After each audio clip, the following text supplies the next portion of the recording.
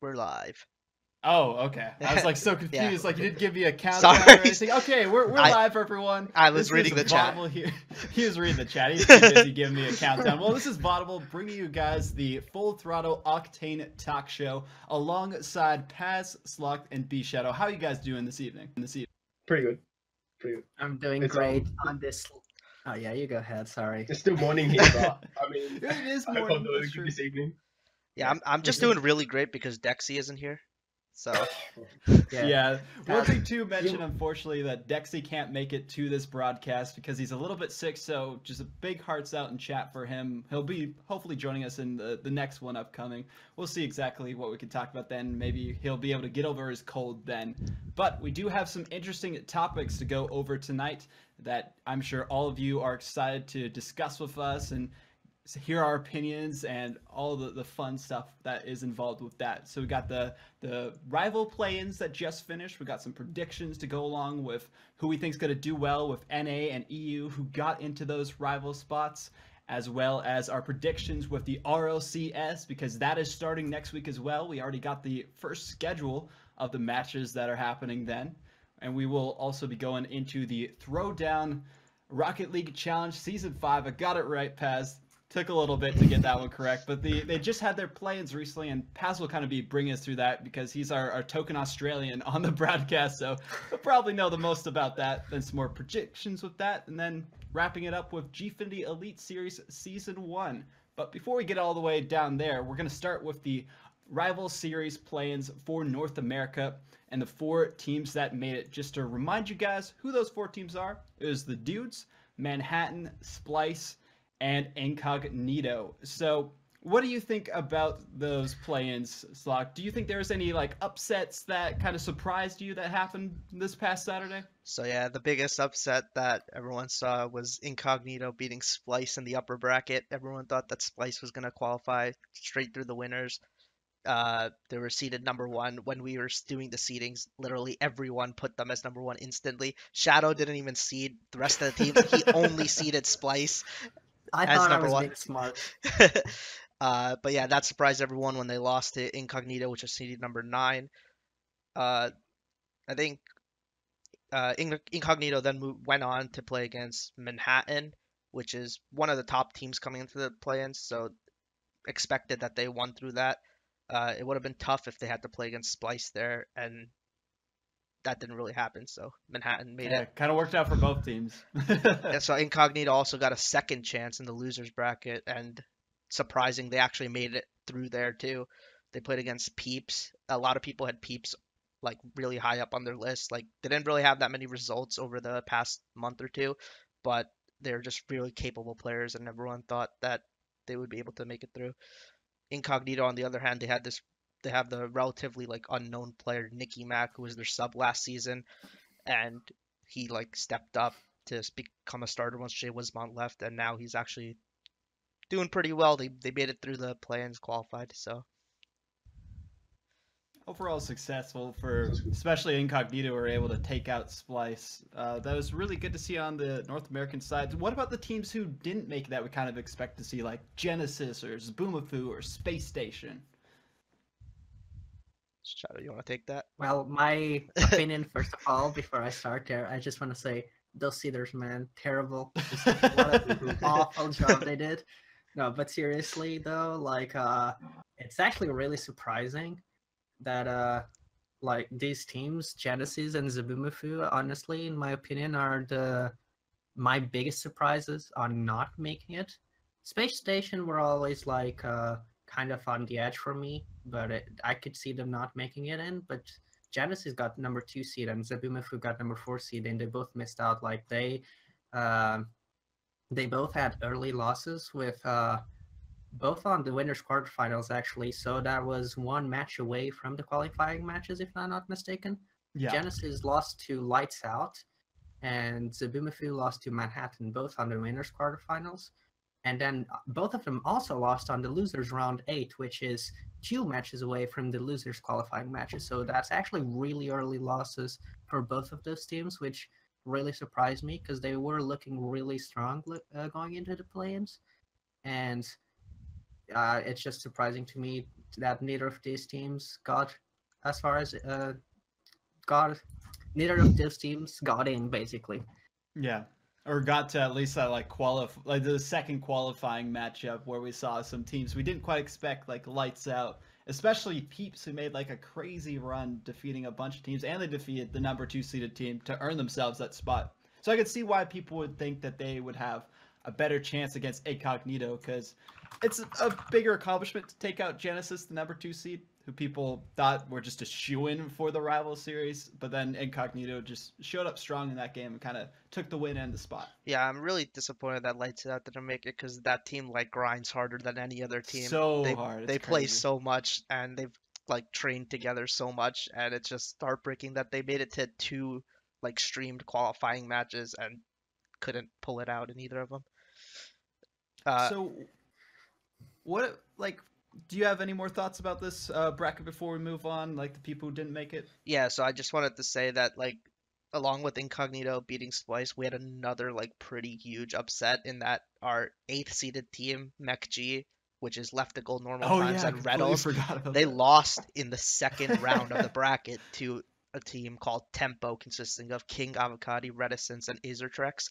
So that was like a really, really surprising loss. Like our 8th seeded team losing in the second round in a 5-game series. I'm looking at the matches right now. It was like the last 3 games were decided by a single goal, and Tempo reverse swept them.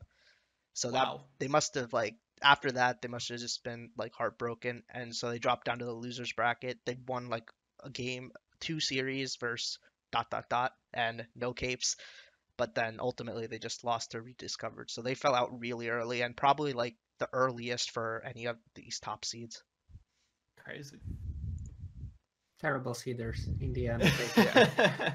Those darn seeders. Just blame them all.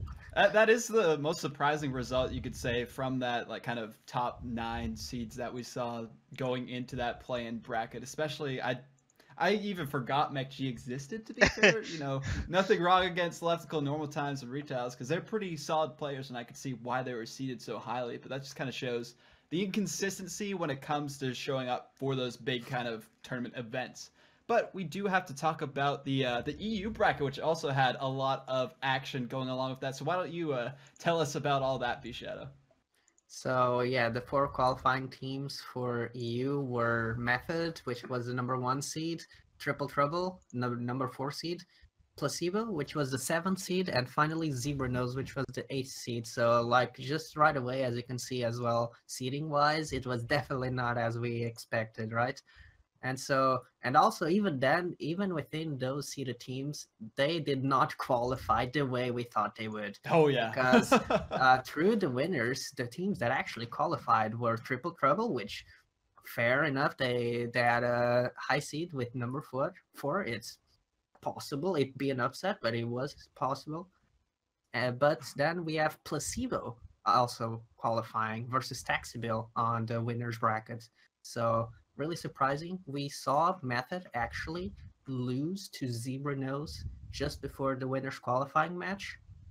And that was a pretty huge upset, because obviously then Method had to go through the lower bracket to qualify. And it was really surprising. And also, another big upset, I'm not sure if you want me to jump ahead right now, but another big upset we had as well was seeing WLF, who was the 2nd seed. Yeah, that was crazy.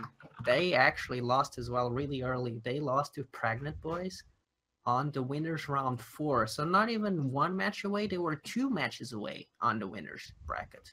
And because of those early losses by both WLF and Method actually had to play versus WLF on the losers round 8, which was 2 matches away from the losers qualifying match. They had to play against each other to see who would actually be able to possibly get into the losers qualifying match. And Method had actually reverse swept them in the end. They were that close to not making it in. They were 1 match away.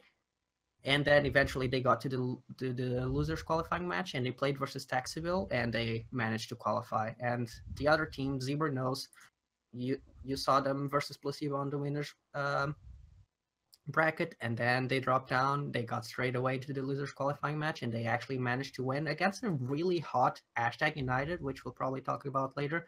Yeah. But there was also a heartbreaker there, but I'm not sure if you all guys have any opinions to share as well, so I don't talk all day. I'm just glad to see Zenza's like in the RLRS. Like he's a RLCS level player that got removed from his team for XL for Marky Duda. So I'm glad that he's back in RLRS at least. Oh yeah. One thing to also mention too, which I saw Tylacto bring up in chat, which is awesome to see. We almost saw an early upset for Method because they had to get a reverse sweep against 5frags, which I believe is a Russian team that like came out of nowhere in that play-in bracket. An all-Russian team, and they it was actually They're Steam broadcasting it too. Yeah, they were Steam broadcasting on Twitch, but it was actually really amazing. They showed the whole match, and they were really, really in control. Even on game 3, they were, I believe, 2-0 up for most of the game, but then just suddenly just suffered 2 goals from Method and just went all crashing down from after that. They could have clean swept 3-0 really, really easily. Yeah. So it was like Method were just not on point that day, which even I'm honestly still kind of surprised that they even made it through to the end, because that close call on the early rounds and then another really close call against WLF, I really thought they'd struggle at the end, but they managed to qualify. Yeah, I mean, Europe is just extremely close. Like there were so many reverse sweeps that day. If we take a look at like at the losers, like round of 8, we had WLF getting reverse swept by Method, then Pleb City getting reverse swept by No Idea, and we had Pregnant Boys getting reverse swept by hashtag United, all in just the round of 8. So yeah, it was actually insane. Like the funny part is that sometimes I struggle to call off all of those upsets because you'll be so close together just because we don't, we have to see them differently, right? But those teams are all so close together, it's sometimes hard to call a team. You just gotta flip a coin, basically. Yeah, that's pretty much how it is, right? But I mean, going back at hashtag now, maybe you want to talk about it because of their amazing close run they almost had. Yeah, I know Paz had some stuff he wanted to bring up about that and how much, like debating on how much momentum plays a factor in these kind of series and matches for these tournaments. Yeah, momentum just seems really big, especially with hashtags run in the EU RLCS and the OCE games I'll bring up later.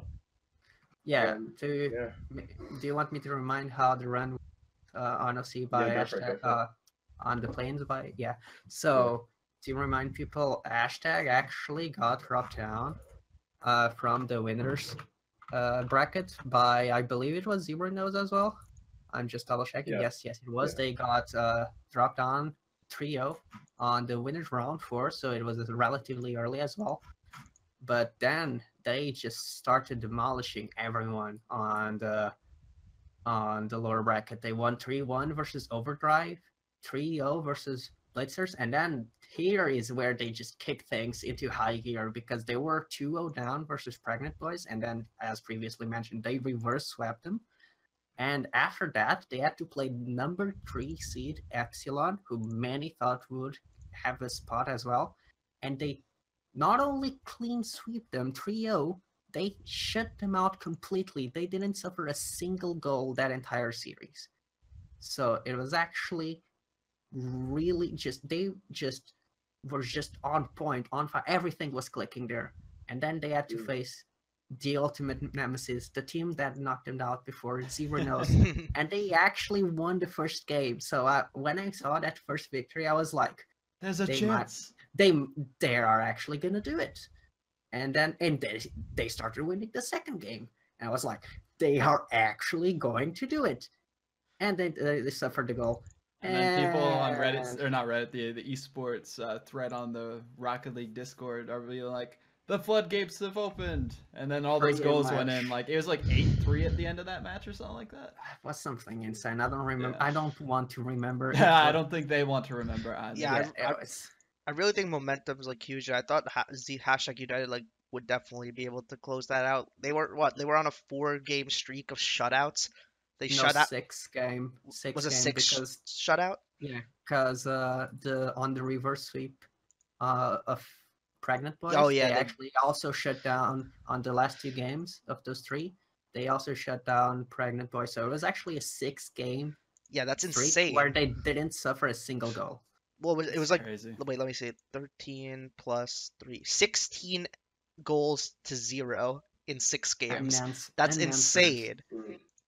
Yeah, versus 3 different opponents as well. So it's like they were doing incredibly well, and it's obviously very sad as a Doomsy fanboy to see him miss out just on the edge once again. And I know he'll be really sad as well. But I think, if anything, that shows the potential that not only that team obviously, but also himself and those 3 players have, because no one thought they would go that far. Yeah. I didn't think they'd go that far. I'm gonna admit crazy. it. Like They made a really good run as well, and we almost saw another 9th-seeded team making it into one of the 4 spots that were going to be qualifying for that rival series. So I'm going to throw a little change up at you, Slock. I'm sorry about this. We were going to go to the RLRS predictions or rival series predictions, but I feel like it's probably better to touch on the Throwdown Play-ins that happened recently, and I'm sure Paz will be able to tell us all about those.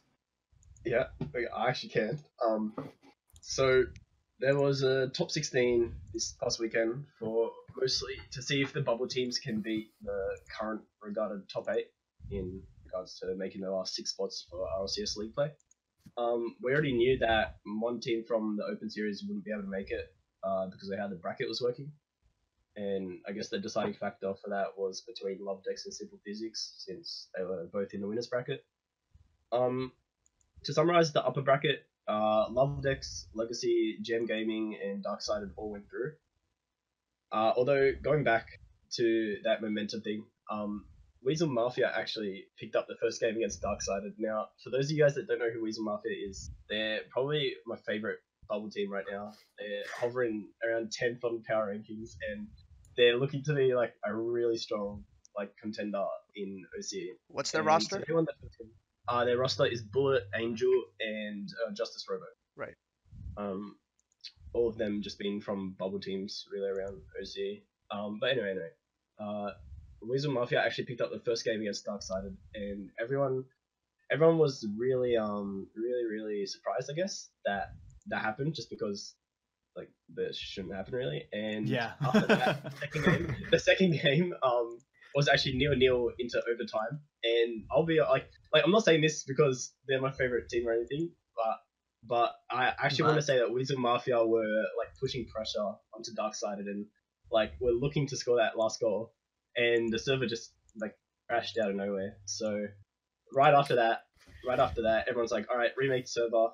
Next goal wins since it was overtime. And they did that, and Darksided scored within 20 seconds. And you could pretty much tell that Weasel Mafia were done for, just because I feel like if people do believe in momentum, that's what lost it. And yeah, that's just I don't know, momentum. Yeah, I'd completely agree on that point, because you were bringing that up before, how crucial momentum is. And as soon as you lose that momentum, like we kind of saw with that hashtag United series, where they lost momentum after their boost was getting stolen, it just something seemed off after that, and then they just completely tanked. They weren't at their peak performance that they could be. Yeah, I think some teams probably benefit more than others. Yeah. But all teams just benefit from momentum at some level. And yeah, on that, with that team, Weasel Mafia as well, it could have very well happened that if the server didn't crash, that they could have just gotten a 2-0 lead, and who knows, maybe Darksided. I mean, they'll probably still get through, but Weasel Mafia though, right? We could have seen them in.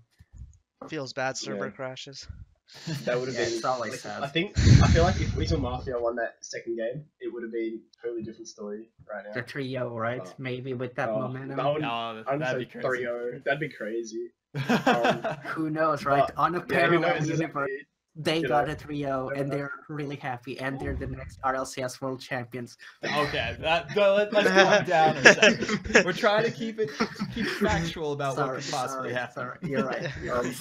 Well, that was the upper bracket. Love Deck's putting Simple Physics into the lower bracket. Noisy's and Toxic, for those of you guys that remember the last season's OC Playins, was also down there, but with a different roster, sort of. Still Noisy though, right? Yeah, right. Yeah, still Noisy. He's still not Toxic. And then you also had Yeah, Right, go down. And so in the lower bracket, you got Retirement Home making a lower bracket run, ending it against Simple Physics, which I guess was expected. I want to say, at least for me. I'm not sure about how other people. I think seed-wise, at least it was expected, right? Mm. Yeah, I know you like kind of boasted about Retirement Home after they did okay in that the Open Series. Yeah, and... I remember him talking about how even the Legacy Home should have won that match against Legacy, right? Yeah, that's right. Because I felt Retirement Home played it a lot better. Well, at least now they can bring it back into the they can replay. prove they can upgrade they their improve themselves. Home. They can prove they can prove you right? Yeah, they can prove you right, pretty much.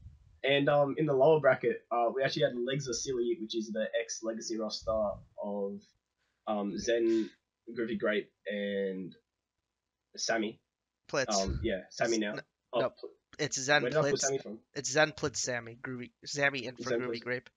Oh, Sammy in for Groovy. Yeah, my bad. Yeah. Damn, and... you don't even know your own region. Yeah. Come on. This is why we got the stats man here, right? So you've got that, and they actually beat Wizard Mafia 3-1. That was pretty deciding. There was just no really like Wizard Mafia. I feel like put up a good fight, but Legs Are Silly just At that point, they probably had no momentum, right? They just were demoralized from the first win brackets series. Yeah, this close, and then it just shifted, and then it fell. Oh well, I would have loved seeing Whistle Mafia in, if not only for the mere fact that it'd be a completely new roster, right? And I always like new rosters, so it's always kind of sad on that aspect. But if the top 8, it's the same and it continues to dominate, and I mean they should get a chance, right? So yeah, well, we have a bunch of new players as well. If you really think about it, Sammy, including subs or excluding subs? Including a few subs. Like, so just going through the Throwdown teams alone, we've got Decker and Walcott playing for Gem Gaming. Oh yeah, that's right. I forgot about that team. That's probably like the team that had most changes, right, Jam? Yeah, because there's a whole new roster now, pretty much. Considering from last season, you've also got Delusion and Legacy. Alright, so there are more new players than I thought there. That goes to show my OC knowledge. I try, but it's always super late.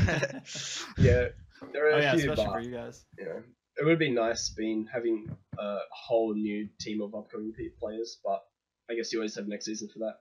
True. Yeah, even still, I mean, I guess maybe this is another topic altogether, but I mean, do you think any of these top 8 teams, like the different teams, I guess, can challenge Chiefs, basically? Do you think like it's the best season for that, or do you still think it's too early? A long way to go, basically. We should save that for the predictions when we talk about those. Yeah. All right. Sure. We can save that for later then. We'll pocket it. I'll write it down. But before we get into those predictions, we're going to go back to the Rival Series predictions. Now that we know our 8 teams for the North American side and the Europe side, we're going to give it off to Slock and see what his predictions are for the teams that are now in the series. And do you want to just remind those of us who might not have kept up with who's already in and who all the teams are, that the list of the 8 of them who are in that series? So we have Dignitas, who were formerly Fivion and Applesauce, and we have Radiance, formerly Hollywood Hammers, Allegiance down from the RLCS, and FlyQuest, who were formerly Ambition. Those 4 are were already in the RLRS before the qualifiers. And then during the qualifiers, like we said earlier, we got Splice, we got the Dudes, we got Manhattan, we got Incognito coming in to challenge them. I'm really scared to give my predictions because people are going to crucify me. You're scared? What about my Okay, so I mean, obviously, I have Dignitas as the #1 team. I think most people will have Dignitas as #1 team. They showed the most safe pick. They showed at DreamHack Leipzig. They came top 8. They showed they can beat even European RLCS teams. and they're like at that top level. So I think they're shoe in for first. And then the second spot, in my opinion, can really just go to anybody, and doesn't really matter because I don't think it does matter. Who did you pick? I'll get to that, but right now I'm just saying that I don't really think whoever gets the second seed, I don't see them qualifying for RLCS next season, and I really I think can see like that. it's gonna be Dignitas will qualify, Out of Style will go down, and then whoever's the 7th spot in RLCS will keep their spot, and whoever's second will stay in RLRS. So I put Radiance down as my second place team. Haven't really seen that much. It's safe. They had a solid season last season. They finished 3rd, just barely below Out of Style. I think they really should have gotten that second spot, but Out of Style just played really well. I mean, Justin's insane. But Radiance, I have them. I think they're still undefeated in the Seoul League. So they've been playing somewhat consistently off season, still winning. So I think they can stay second. And then I have Allegiance as my 3rd place team and Splice as my 4th place team. If Splice do not drop dumb losses like they did in the play-ins, they should be in the top 4. They could Who knows? Maybe Incognito could beat them again. They could even be the second spot. Like I said, the second spot is really hard to choose for me. It's up for grabs. It could be anyone. Yeah. And then I have 5 and 6 is FlyQuest and the Dudes, and then 7 and 8 Manhattan, and my 8th place team is Incognito. Even though they qualified for RLRS, they like got lucky sort of with the win over Splice. Don't call it that. Okay, I won't say lucky. You're gonna get the second spot now. But like I don't think they're at the level of any of the other 7 teams. I think they'll definitely be at the bottom. Yeah. Okay. That's solid. I'm going to just give my like quick predictions as well, kind of mirroring yours. Dignitas I definitely have as my number 1. I'm going to say Allegiance number 2. I know that we haven't seen as much as them in the off season, but I feel like the success we saw from the dudes at DreamHack, not the qualifiers, but at the actual event itself, was because of one of their players, Aleutian, and he's always been very strong on the pitch in that squad. Even though they got the bottom of the RLCS last season, they brought a lot of those teams to Game 5s, and we saw that from Radiance and Splice as well a few times, but they weren't able to like edge out those wins. So it is still going to be a fight for that second spot, but I feel like Allegiance probably has that. And after that, I'd put like Radiance, and then I'd put FlyQuest and then Splice after that, actually. I just haven't seen enough from Splice personally, and I've seen a lot from Radiance, FlyQuest, and Allegiance against all these top teams, because we saw FlyQuest almost beat Cloud9 in that the Ting Open. They brought them all the way to 7-game overtime.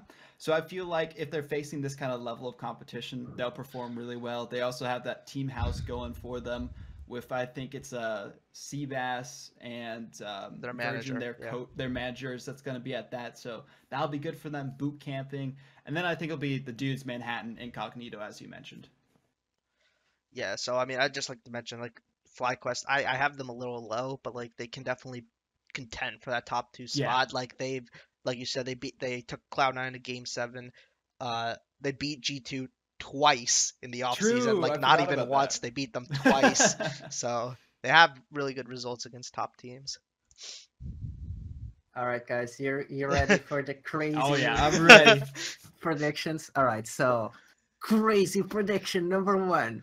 Dignit. Okay, not so crazy. Dignitas. Okay. But yeah, I think Dignitas is a very solid pick for first. They just the team that has the most solid results of all. And then after, I'd say my 2nd to 4th picks are kind of a toss-up between themselves. But the way I put them is, I can already hear the screams of pain by the NA people. I put Splice as 2nd, actually. I think Karma is just going to pop off, and I think the team is going to be able to just clean up their mistakes in time to actually secure that 2nd place. And then after, I actually put FlyQuest as my 3rd team, and for a very simple reason.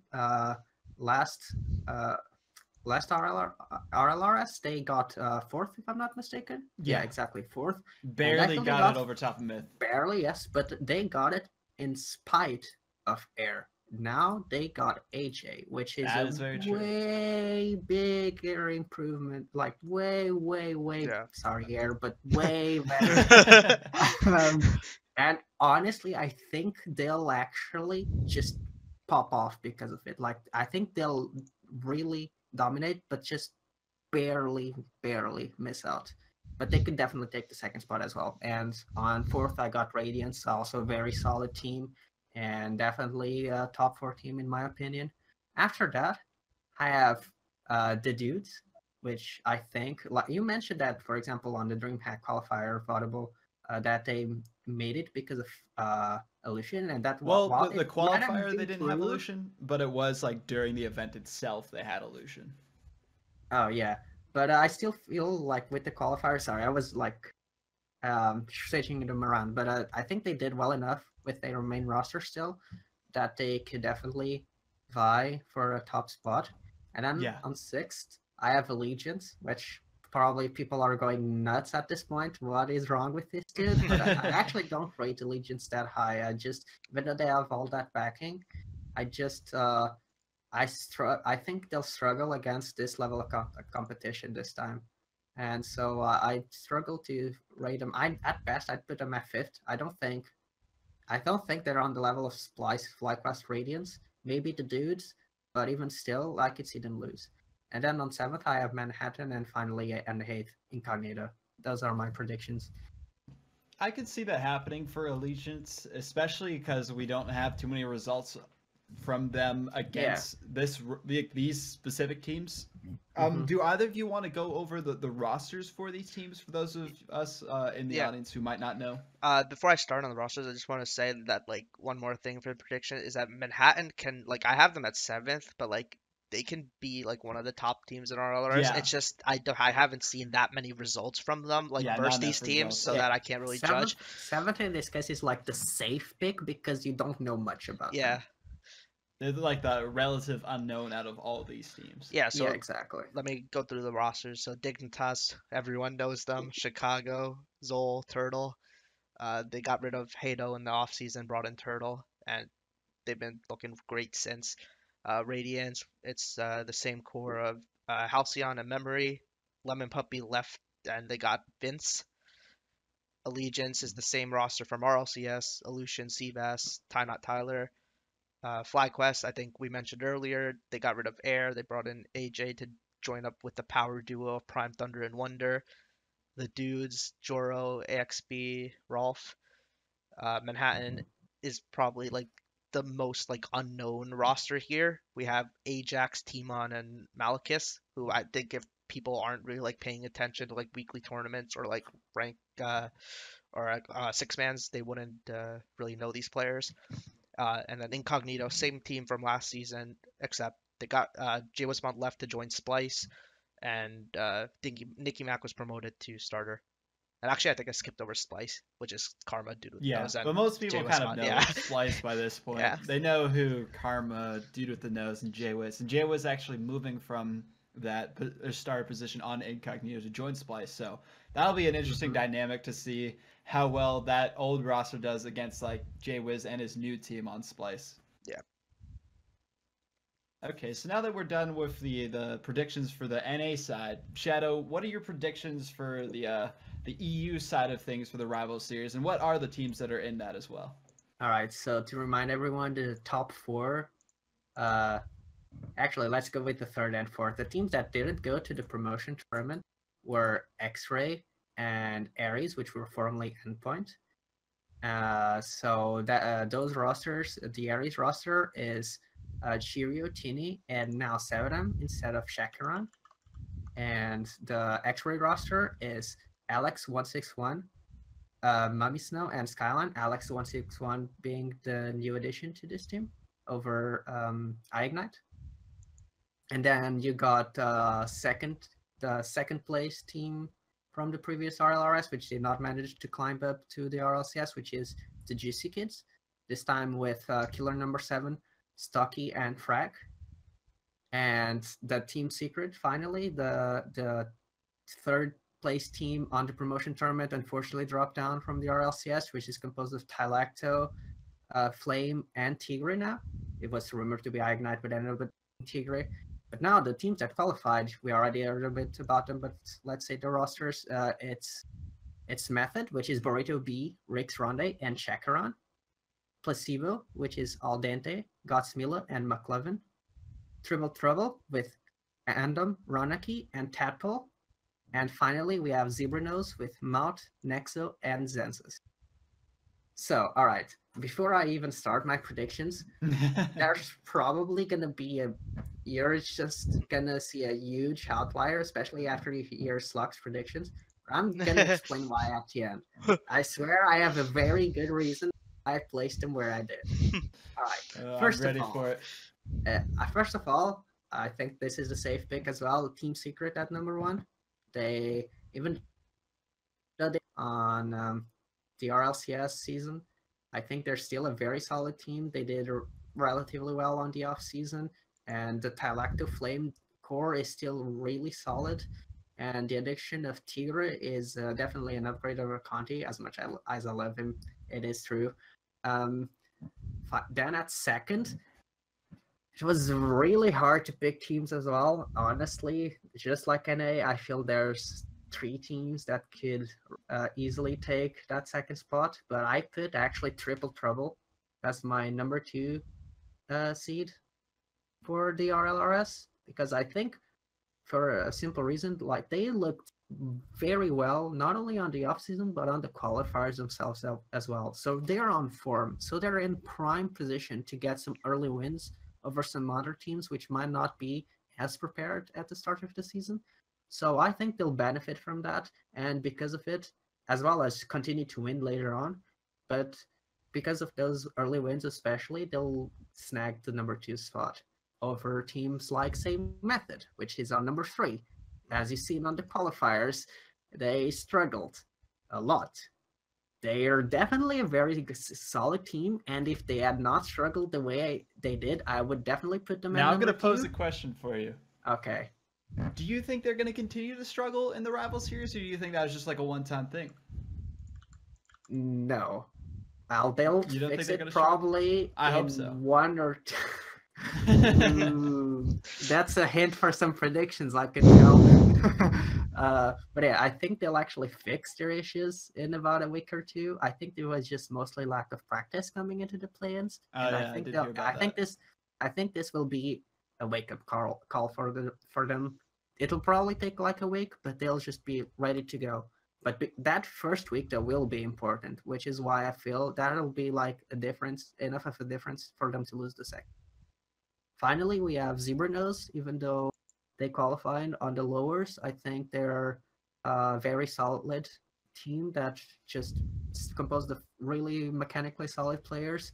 And because of that, I think they'll be the last team to guarantee themselves a spot in the following season. I have another question with this. Who is the one that knocked them down to that lower bracket? Yes, it was Placebo, indeed. But it was why are they seated lower? They're a very solid team, but they're also not as proven as this roster. So it's possible that the team might get some basically stage jitters, especially at the start when they're not as used to just that pressure from needing to win every game to go into the promotion over multiple weeks as well.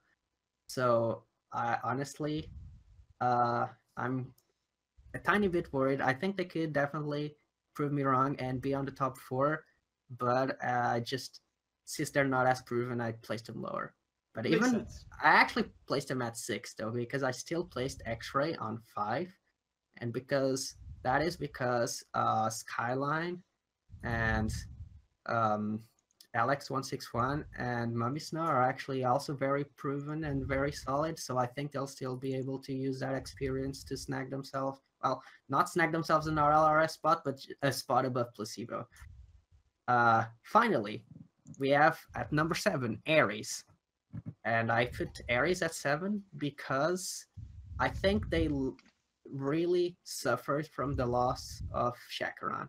Chakaron was a very important part of that roster, and Savadam is honestly, in my opinion, not a good enough replacement. And with this new caliber of teams, they'll drop down a lot.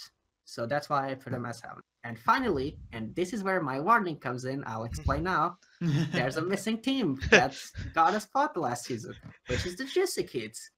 Why did I put the Juicy Kids at last place? Shadow, you're crazy. I was, until I heard about this. Apparently, this might not come up true, and yes, I will say my predictions will be different if this is not true. But if this is true, it's a big deal.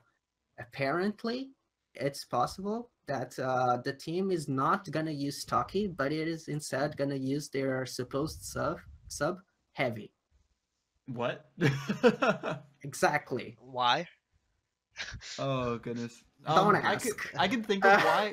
Last season I heard a lot of things. Yes. I don't know the truth No, about it. it's about that. Yeah, it's about more that. or Well, less. basically, there was a lot of murmurs behind the scenes that the Juicy Kids were gonna either like break apart, or they just had so much infighting between the players and that stuff, and they somehow magically got that second seed or second spot to go for that relegation tournament, where there's just too many questions about them at this time. So I can see why you would put them at that AFC, because they might just like work against themselves with that inner turmoil against their roster, like when they try to face off against other players who don't have that to worry about.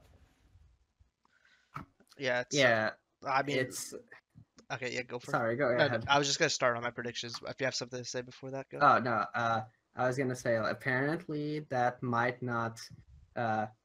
That infighting might still not be a thing of the past. True. Apparently, it's still happening. So, which is why apparently Stocky might not start. And if that's true, I mean, I'm sorry.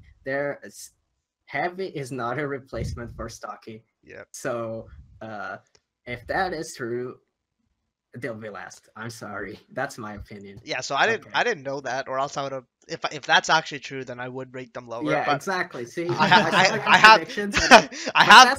have them in my top 2 if Stocky is playing. If Stocky's playing, I definitely think they could get top 2 again alongside Team Secret. I think both of those are just like a step above these teams. I think the Juicy Kids, like, they tried out Jazer, didn't really work out, but I think with Frag they could still make the top 2. They did it last season. I think they're all really strong players. I like you. I have Method on my 3rd on my list, and right below them I have Trouble at 4. I still think that even though Method had a bad qualifier, they can definitely like be contending for that top 2 spot. They haven't been doing too hot in recent weeks, but they can definitely get back to the level that they should be at. Right below that, so those are the 4 teams I have that would qualify for the next season, and then I have Zebra Nose at 5th, who can also be contending for those spots.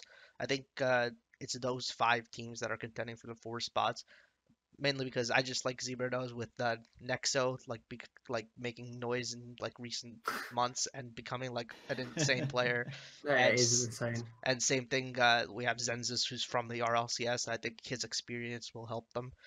Like you said, Aries, I don't think they're as strong as they were with Chacaron. Chacaron, in my opinion, was their best player, and they lost a lot with losing Chacaron. They lost a lot of like team chemistry that they had because they were playing together for like a year. And then Sebedem is obviously not going to replace that in just like a few weeks. Then I have Placebo at 7th, mainly because there's only 2 teams left, Placebo and X-Ray, and I haven't seen like much from X-Ray in like recent weeks. They played some Gfinities, but not really like getting that great of results, I think. And so I have them at 8th and Placebo at 7th. Makes sense.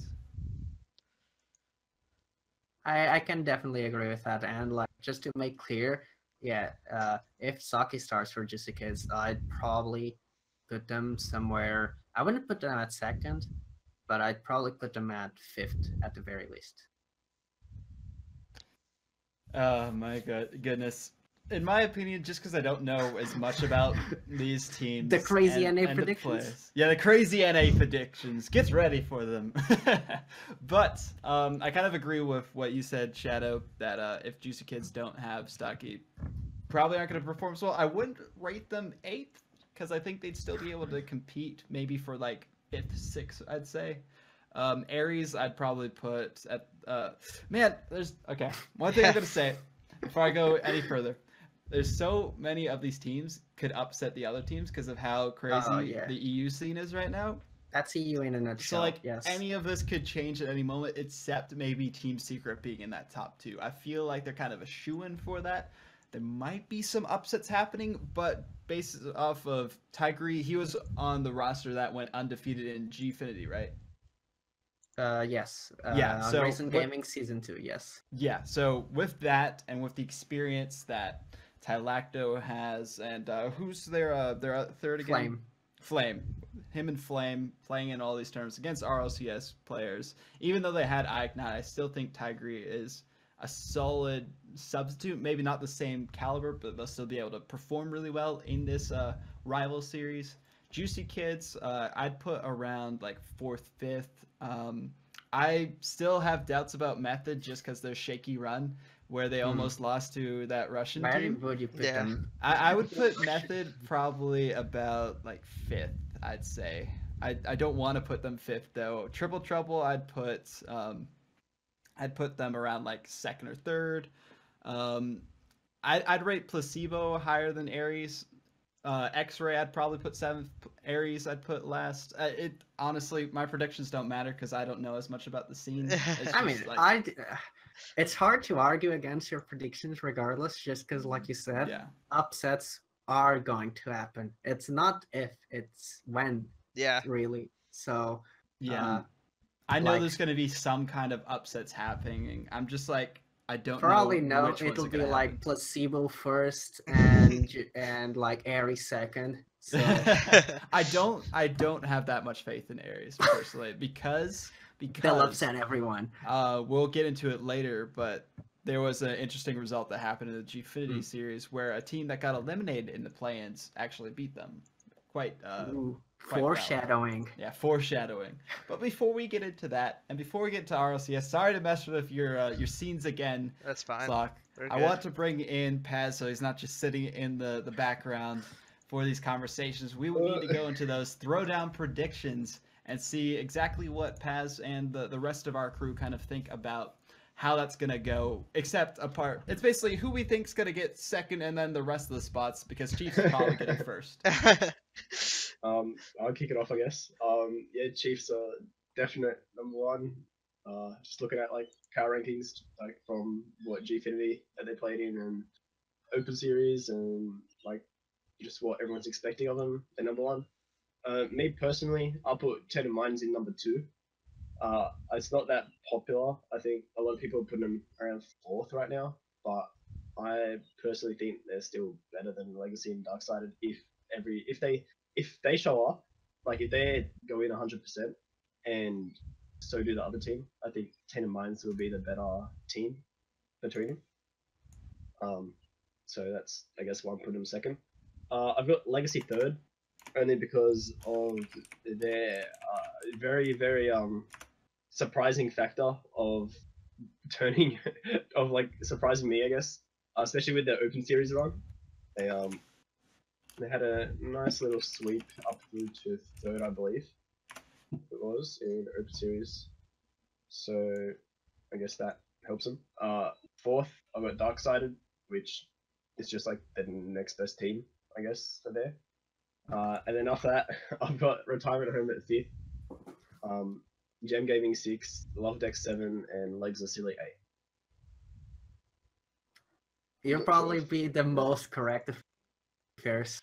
I can't argue against that. So for like, it seems for OC or Throwdown at least, there's just we have like 3 tiers. We have Chiefs, we have Tainted Minds, Legacy Esports, and Darksided, and then we have everyone else.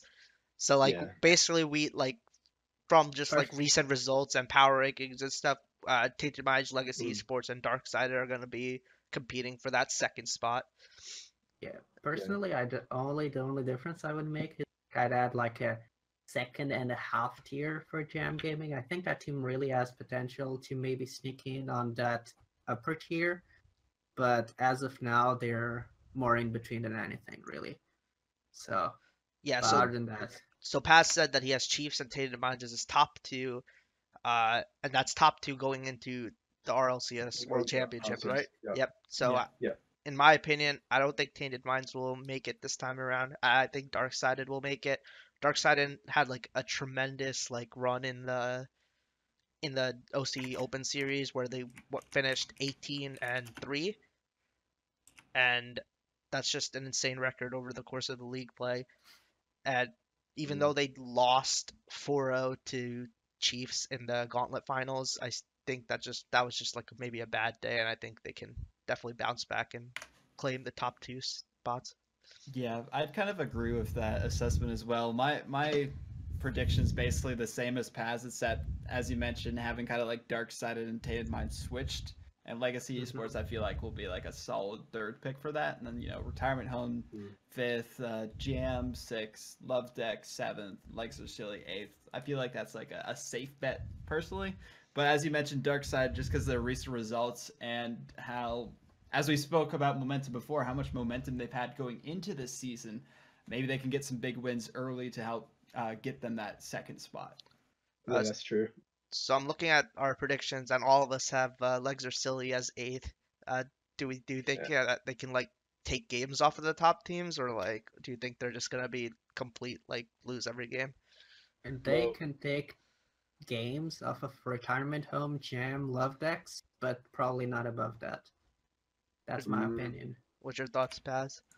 I didn't even expect them to make it this far, honestly. I think that's why I rate them so high. Like I love them like as players, like especially Zen. Like I think Zen, like since he's really young, he's still able to like compete at this level is like really good for like the coming seasons when he'll, I don't know, I guess grow as a player and he'll probably pop off sooner or later. But I just don't think this is the season for it. I think that like for them, at least as a team, that this season will just be a season for them to grow and hopefully improve for next season. Yeah, I just do not think there'll be an upset or anything in that regards. I think they're just going to be the Noisies and Toxic of last season. But if I'm proven wrong, because that's pretty bold. That'll be good if you're proven wrong. If I'm proven wrong, I'll be happy. Well, I love when I'm proven wrong. So Plitz Zen played with Soma last season, right? And they finished 7th at 2-5. So they did win 2 games at least back then. 2 upset games as well. I believe in one of Chiefs. I could be wrong, but I'm pretty sure it was. Yes. So let's see. I'm looking at it right now. They 3-1 Chiefs, yep, and they 3-0 Noisy as Toxic, which everyone beat Noisy as and Toxic, but yeah, that throwaway game. That upset on Chiefs is really interesting. Yeah, it shows and that Legacy, I'm pretty sure as well in that season they also had really close matches against most of the top teams. So they, I guess, unfortunate in some sense that they had potential, but they just could never really get it through all the way to the end. Yeah. But, wait, you're actually right. So I just looked up their standings, and so they went 2-5, but their like game record was 13-16, which is pretty good for being 2-5. It's a 45% win rate. Good. So they just got unlucky in those 5-game series. So I don't know how like the difference between Soma and Sammy is. But that's what I was about to bring up. I think that's too much of a difference to expect something like that again. Sammy is a new player coming from Lynx off the top of my head. If he's going to be like able to bring something like that, then they're going to be winning those games, not losing them. Like what is it, 2-3 or whatever? Right. Also, there's also another big factor in that they lost out on a good amount of practice with the Open Series by missing out on that, right? So it's a lot of experience and synergy. Yeah, true, but it's never exactly the same thing, right? It's just a different environment and different type of experience, right? Just they could have gotten more high pressure synergy, right, by actually playing in a match that would matter more other than just practice, and they missed out on that. So it's possible that that loss might be impactful enough that they'll just not really be an upset team like you mentioned. Well, I mean, Sammy still competed in like a big event because like ESL Season 3 was going on and Sammy was in that, right, on Team Lynx. Yeah, they were in the league play for it. Yeah, the league play for ESL Season 3, which Yeah, is yeah. sort of at the same level, a little bit less than Was that at the Throwdown, same but time? Wasn't that yeah, before no, though? it was at the same time. They were both happening at the same time. So Oh, okay. ESL, it was a $7,500 prize pool. It's still a big Mhm. event, so Sammy has still experience competing on like that stage. Fair enough. Then it's True. possible. It's not with the same roster though, right? It's the No, different rosters. So, No, it's whole different. but still, it's possible they just practice with each other, right? It's still important. So, Yeah. have a I don't know. Let's question. see. Yeah, go ahead. Who are the two teams that were announced for the Gfinity Elite Series AU? Is Well, Avant Sydney Gaming Chiefs. and Sydney. Chiefs. Oh, alright, Melbourne Avant and Sydney Yeah. Chiefs. Gotta are be in, specific. But is I don't. any of these I'm not sure rosters the if one any for Avant? rosters have been announced yet. Okay, gotcha. Yeah, I know Avant haven't publicly announced their roster, and I do not know what Chiefs are doing with their roster. Like, I don't know how Gfinity works. They haven't, announced anything, as you guys can assume. Yeah. Oh god. They Although will be no, one interesting. thing before we move on, one thing I do want to bring up is that if any team that's not Tatum Mines, in my opinion, that's going to be causing upsets, it would be Retirement Home. Yeah, like you mentioned every time, Yeah. every week. Yeah, you always mention like the last time when we I were doing our think, I think you might be biased there. No, no, be serious. If Tatum, I'll be honest, I don't think Darksided have it. If Darksided are gonna win, then Legacy are gonna be ahead of them, and that would mean obviously Tatum Mines didn't make it. But I'm honestly ready for a Retirement Home upset all the way through to a second seed. Alright. That'd be insane. And just I don't know, it would be insane, but it's so far fetched that it could just not happen. It so might easily. just happen. It's so far fetched it might just happen. Exactly. It's OC. Everything's upside down. Am I right? Like the issue with OC, I think, is that anyone can beat anyone because they can, as proven. Like Darksided beat Chiefs in Open Series. Simple Physics beat Darksided, and then Chiefs beat Darksided. Goodness. So they're alone. I mean, sorry, and Chiefs beat Simple Physics. So they're alone. You have like a triangle, and you've just got that all over OC right now. Yep. Yeah, I feel like that's Yeah. with any like scene that's going on in Rocket League is that a lot of these teams can beat the other teams. Maybe not for some of the RLCS teams, as we'll get into in a moment, but especially for the rival series teams, as we mentioned earlier, where they could potentially get those kind of upsets. So we're gonna move on to before we move on, any more points you want to bring up about your predictions or the Throwdown Season 5 that'll be happening soon? No, it starts this weekend. With everyone else. Yeah, everything starts this weekend. Let's yeah, just everything. I'm just saying. For Yeah. once we're in. Finally, What the date honor. does it happen on? Yeah. What date does it happen on for people that aren't in OCE? Slock. Oh, so we have RLRS on Fridays, then we have RLCS NA on Saturday. Right after the NA broadcast ends, we have Throwdown. They'll probably host them. You'll see They'll them. host them. Yeah. So you'll see Yeah. Throwdown is Saturday night US time. It's Late night, really, really late European time. And then Sunday we have the European RLCS. So a lot of Rocket League action starting up again. Yeah. So speaking like it. of Rocket League action that is starting up, we have the next season of RLCS about to begin. Before we get into that season, we're going to be giving you guys our predictions on how we think the teams are going to perform, what their placement might be. Maybe people say like how many games they'll win. I'm not going to go that in depth personally, but we'll start on the EU side this time. I'm still changing things up. I'm sorry, Sluck. I like to throw in those change ups and everything, but we're going to start on the EU side with Shadow and his predictions with these. All right, so my prediction right away, I still have GFE as number 1. And I say still just because some people might remember the the DreamHack performance.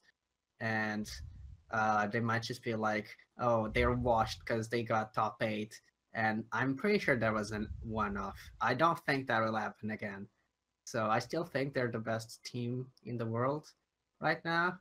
Although I'm saying this and I already jinxed it, but it's fine. Even still, After that, we have PSG. I think PSG is finally actually becoming a consistent team.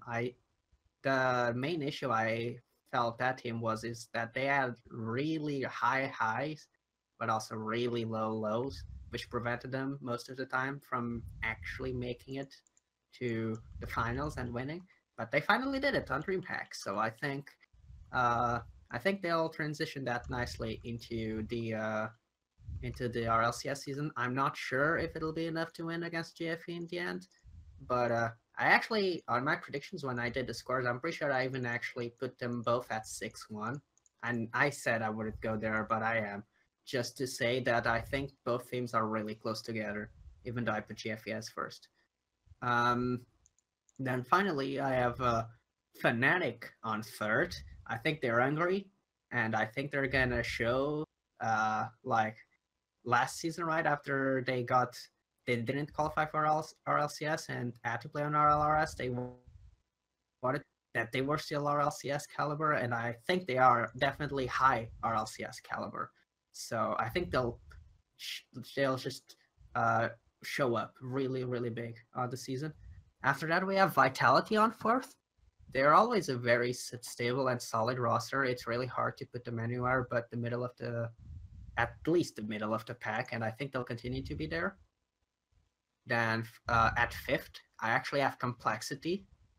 Even though Method got number 2 on the World Championship, I think since then we have seen on both E-League and DreamHack that they have been on a bit of a downward trend, and I think that downward trend will continue into the RLCS season. So that's why I have them at fifth. Then at sixth, I have Flipside. I think Flipside is going to be better now with the UKO, but with all those teams above it, it's still not going to be enough, in my opinion, for them to actually get higher than sixth. Then at seventh, I have Envy.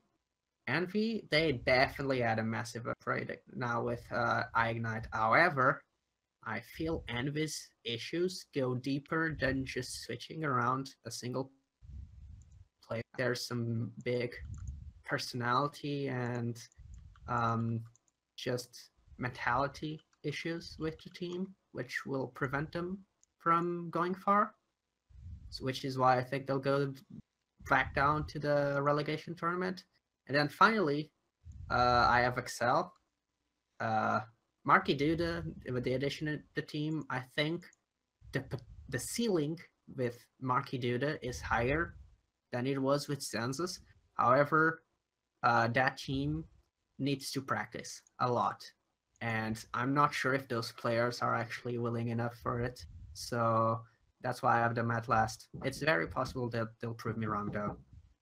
Yeah, so we're just going to start backwards. I also have Excel at last place because I don't think that they're gonna be able to perform at like the level of the other teams. They got Marky Duda. I don't think he's like a huge replacement over Zenzus. Zenzus is still a solid player.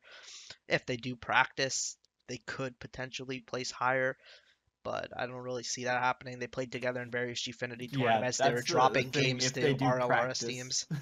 Yeah, they were dropping games to RLRS teams, teams not even in the RLRS, like while they were playing the Gfinity Cup. So I don't see them placing any higher. Seventh, I have Envy. I do think Ignite's a huge, like a very like Justin level player, but I don't think that he is what they need to take them to like the top 6. I still think they're gonna struggle. Maybe have some like internal clashes if they like start losing badly, and then maybe just like that will just snowball into them like having an even worse season. Hopefully not. Hopefully not. I have Flipside at 6. I think they had a great offseason. They with the UK edition, they won the DreamHack qualifier. They placed top 8 in DreamHack with the sub. Definitely think they're a solid roster.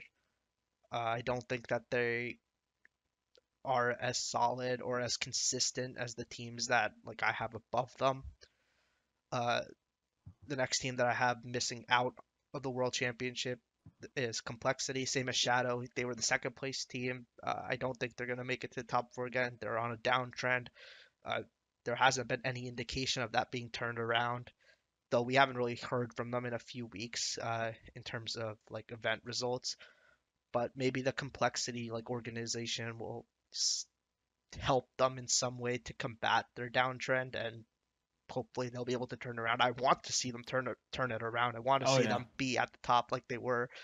So it's just disappointing to see them like in a downtrend. The newest addition to the European RLCS, Fnatic, I have them placing at 4th. I think they're just like a solid, like consistent, like mid-level roster. I think they'll have the edge over complexity and be able to take that 4th spot. They'll have a lot of practice in Gfinity like every week too, so they're gonna come into RLCS strong. And then my top 3 are Vitality at 3rd. It's hard to argue with them being 3rd. They've had a tremendous offseason. They did amazing at E-League, placing in the top 4. At PSG at 2nd with the win over G2 and DreamHack. Like Shadow said, they're definitely becoming more of a consistent team, which they weren't really known for. They were known for like being very like on or off, but now they're showing that they can be consistent. And once again, like Shadow said, GFE, I have them as 1st. I think that the DreamHack loss was just like a fluke, and I think they're definitely still the best team in the world. I gotcha. Okay, so you guys have been going with like the safe picks and everything, and I'm gonna throw some like hot takes in there for this prediction for EU. So one thing I do want to bring up is that every single season after a team has won the championship, they have just faltered. They've just gone straight down. We don't know yet. It might be this season that trend has changed, but I'm still going with that trend. I think Gale Force aren't going to be 1st. They'll probably at least be 2nd, though. So I'm going to put PSG for the 1st, Gale Force 2nd. Throw in that rhythm off for them just because of how they have had lackluster performances in the offseason. Unless they have grinded out when I have been paying attention to them, and they've improved a lot since then. If they continue with that trend, they won't have that 1st seed. It'll either be PSG or Vitality, in my opinion, but I'm giving that to PSG just due to their recent results. And then I'd say Gale Force, then Vitality, just because of how much they've improved. They don't have to worry about the name that was associated with them before and all the drawbacks from that with the fans not cheering for them. They can actually have people cheer for them at LANs, which is going to be a huge boost in their support for that and their momentum, as we mentioned before. I'm going to still put Complexity 4th. Even though they've had that downward spiral, I feel like they'll be able to come back from it, but I don't know as much about these players personally. Fnatic could easily take that spot from them just because of how well they've performed recently. So those are kind of interchangeable for me, 4th, 5th, Fnatic and Complexity. I definitely agree with Flipside being the 6th place team just because of their addition of Yukeo. And as you mentioned, their run to qualify and get that flight out to DreamHack, because they wouldn't have gotten that they wouldn't have been at DreamHack if they didn't get that flight package. And they got top 8 there as well. They performed really well, got some huge Game 5 wins against some teams that weren't really expected. And Envy, as mentioned before, kind of an unknown. They could do well, most likely aren't going to do well because it doesn't seem like their addition by iGnite will kind of help that roster enough for them to do it, but they won't. I don't feel like they'll relegate. They'll stay in RLCS, but unlike Excel, who kind of added Marky, and it kind of doesn't seem like a downgrade, but we haven't seen much from him. He hasn't practiced as much as before, so I feel like Excel is kind of what the out of style, but for the EU side is what I'm pretty much thinking. Any thoughts on those opinions I expressed? I thought they would be crazier than they are, to be fair. So That's I a can lot coming see from them. Shadow, by the way. Yeah, I think I can definitely see your arguments. Just obviously I placed my teams differently, but I mean in the end it's EU. We'll all be wrong anyway.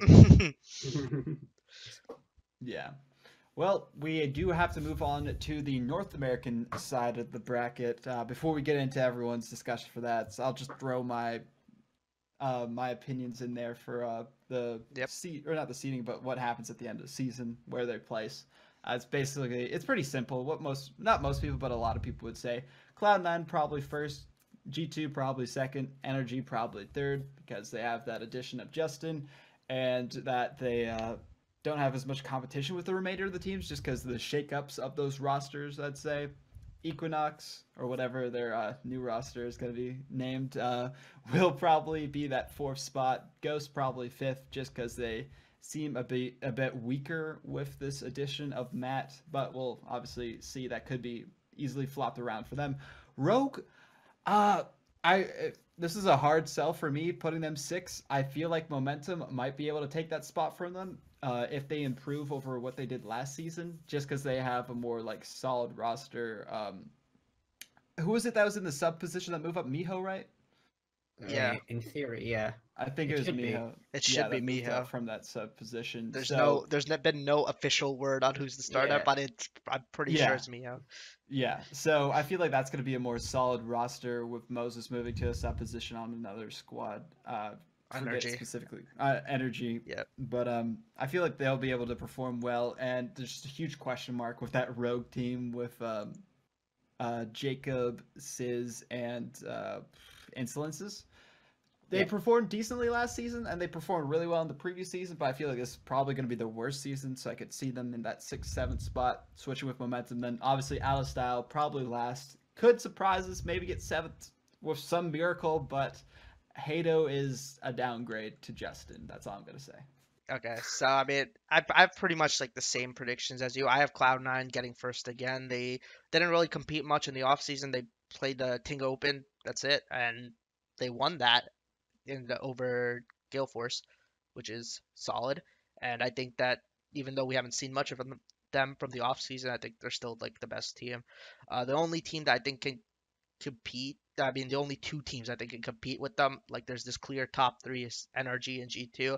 I think NRG will come second with the addition of Justin. We've been hearing that they've been doing crazy stuff, like Justin's been doing crazy stuff in scrims and stuff, so hopefully that'll carry over to the league play where we'll see him shine, and want to see NRG take the top 2.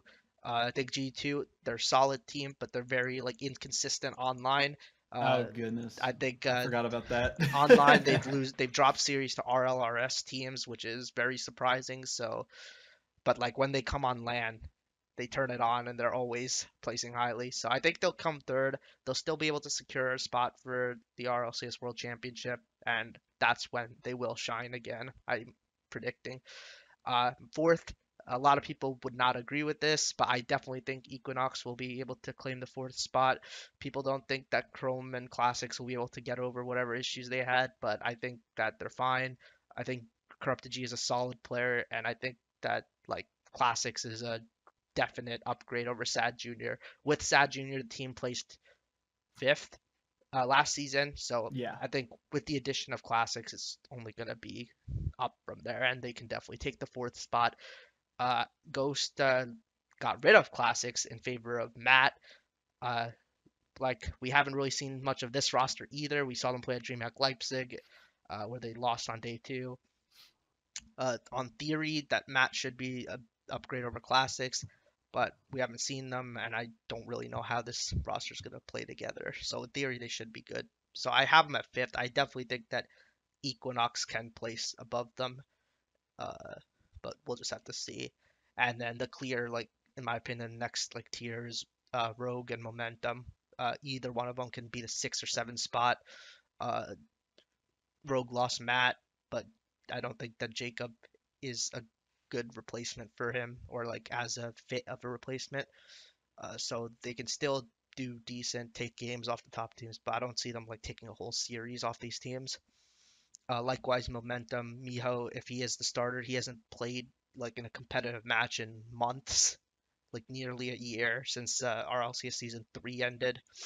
So we'll see how they do. I think they'll be in that 6th, 7th spot with Rogue. And then finally, as you mentioned, as all of us probably have, we have Out of Style as last place. Don't think that they will be able to take series off of these other teams.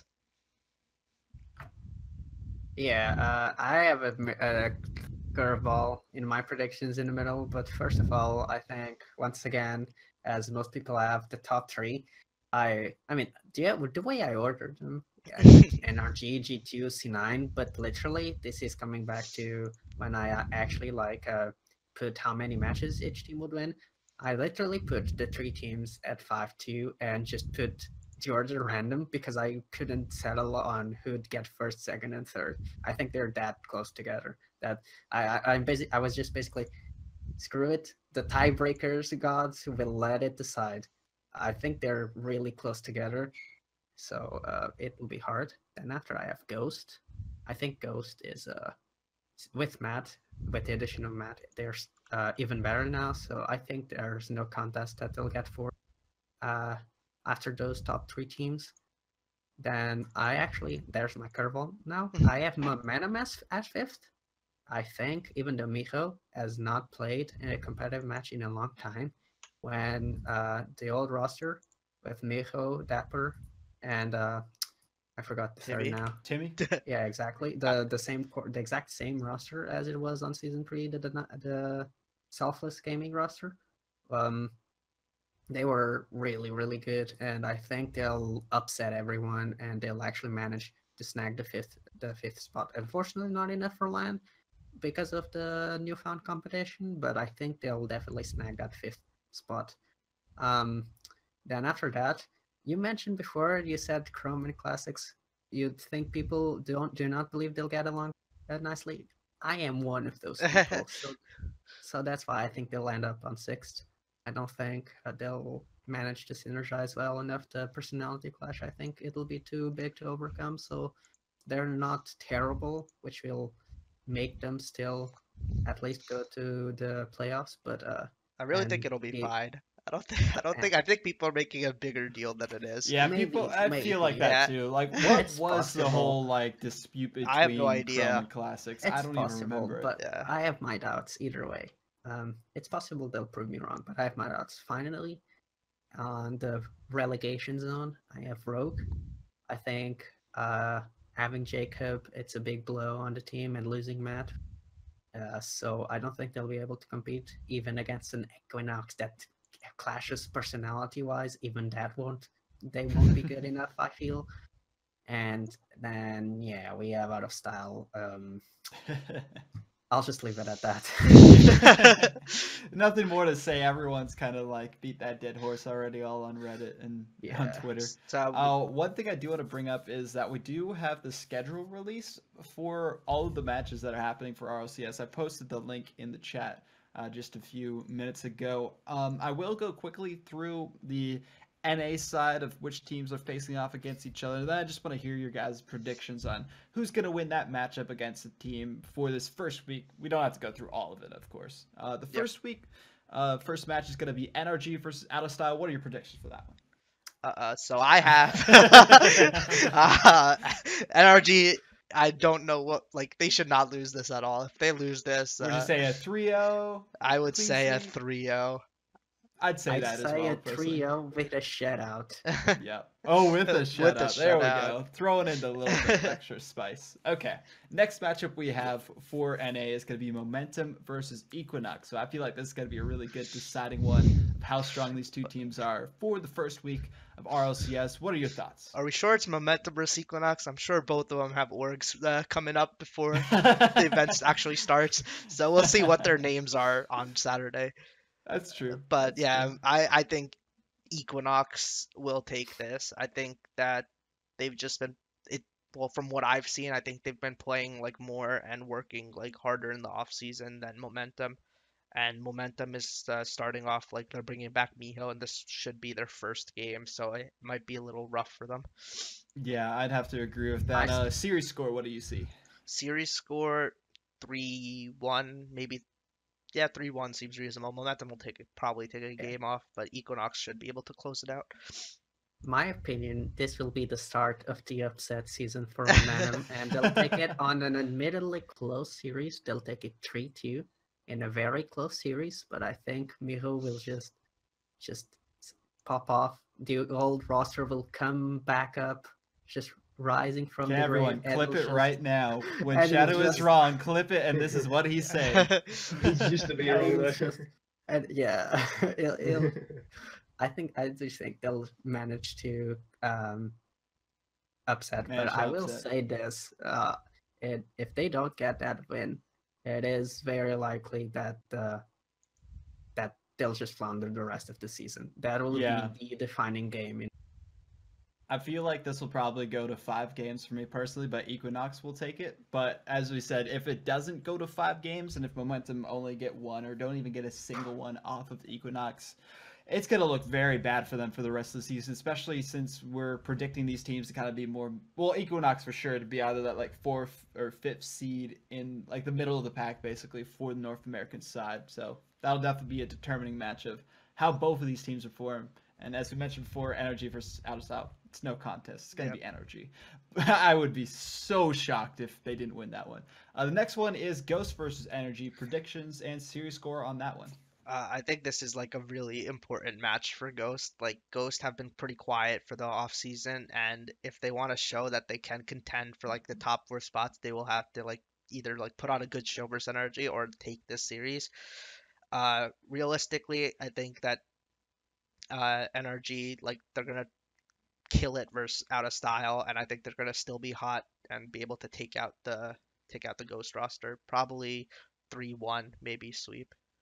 So I do want to interject before Shadow mentions anything. We did see Chrome in the chat for a second, and he did say tomorrow potentially for when the announcement is going to be for that roster or the org that picks them up. I think we all kind of have assumptions on that, but we'll find out tomorrow. So make sure you follow those guys on Twitter so you can get whatever roster announcement is going to happen with that. I'm sure people will be retweeting that. But Wait. Make sure you follow the Octane GG Twitter. Yeah, We'll keep you follow updated. Octane GG website and Twitter so you can get Screw all those the other updates guys. on what the roster announcement is going to be. We can get in-depth action on the team itself, the organization, and all that information you can find at octane.gg. But we're back into the predictions. What are your predictions, Shadow, for Ghost versus Energy? I agree with Flock. I also think it'll be an Energy win, 3-1. I think it could have been closer if not for NRG being warmed up with the Out of Style match. If it wasn't for that match, it'd probably be a 3-2, but I think that'll be enough, just a difference in readiness. It'll be enough to just make them lose one less game than they would have. I could see that happening. Paz, I'm going to involve you for a second. What are your predictions for this one? I don't have any predictions. Well, which team do you think is going to win? Build my just throw something out there. It doesn't have to be correct. I don't know. Pretty much what Shadow said. It's like Energy. Exactly what I'm thinking, actually.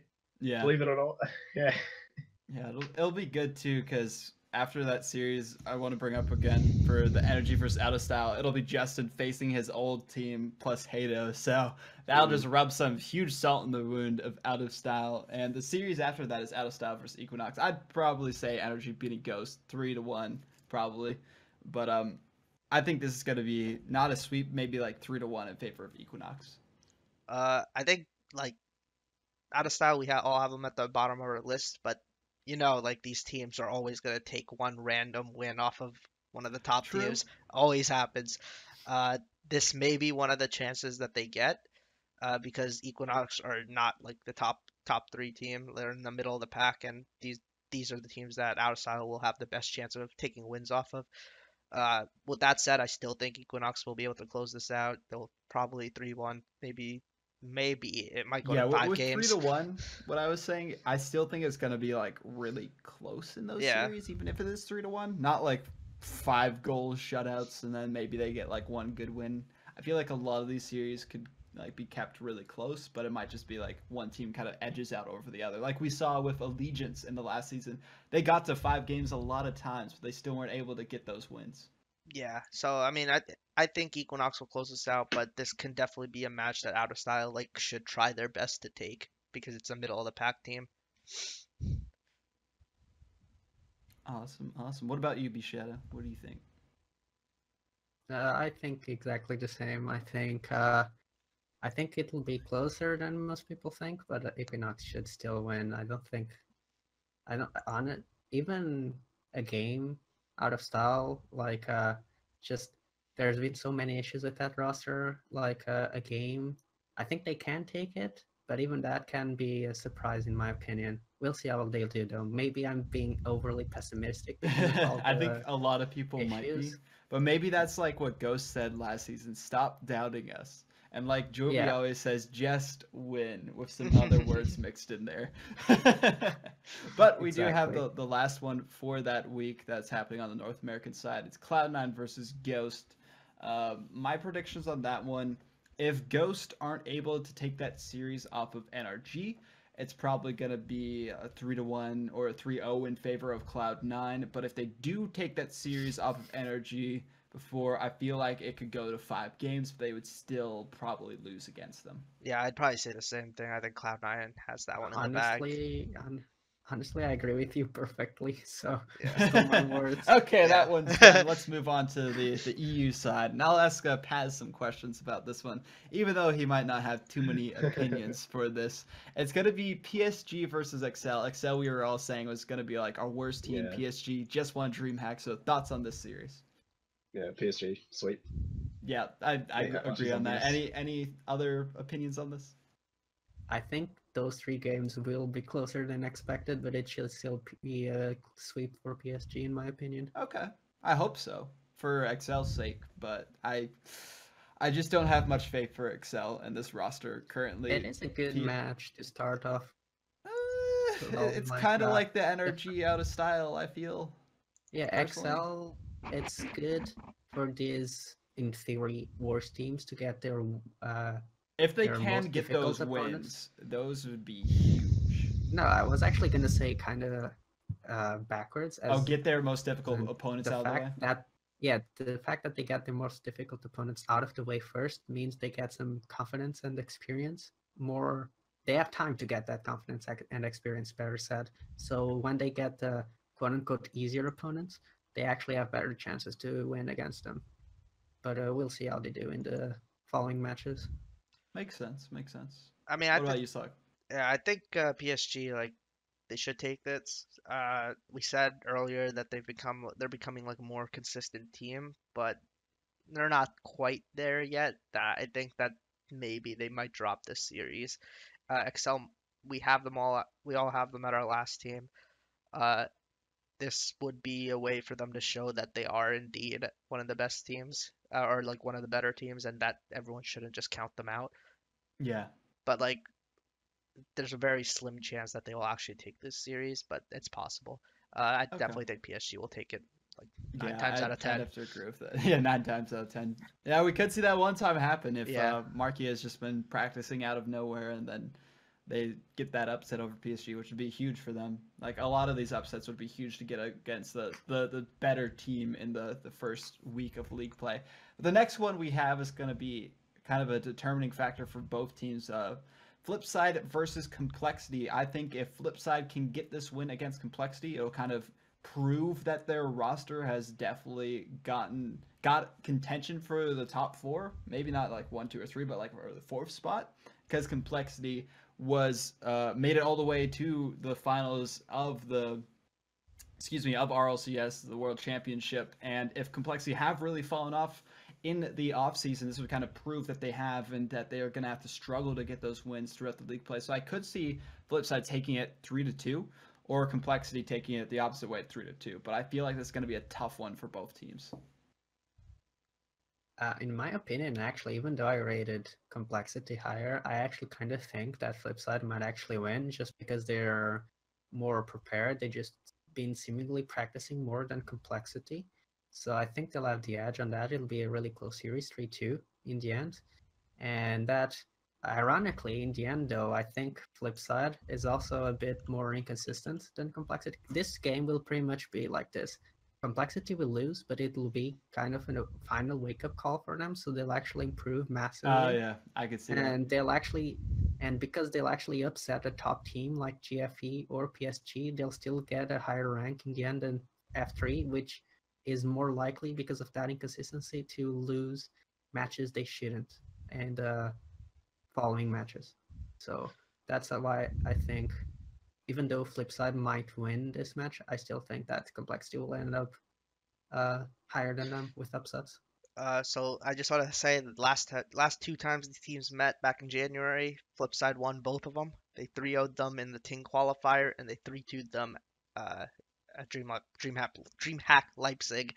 Okay, And so yeah, definitely think this can go Flipside's way. They can definitely take this series. It seems like Flipside just have like method or not. I guess they're not method anymore. Complexity's number. Complexity's number. Yeah, and I think that this series could definitely go to Flipside. And with Complexity like being on the downtrend, Flipside can definitely take this.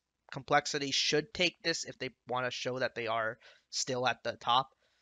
But I actually think that Flipside will take this.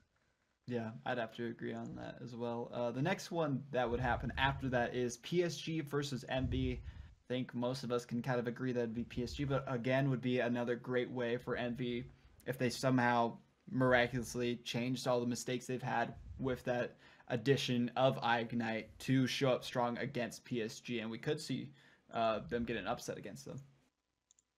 I think it will be the difference maker on that score. It will be PSG win either way, but the difference is gonna be, is Ignite gonna pop off or not? If yes, it'll go to 5 games. If not, they'll still get 1 game, but it'll be a 3-1 for PSG in my opinion.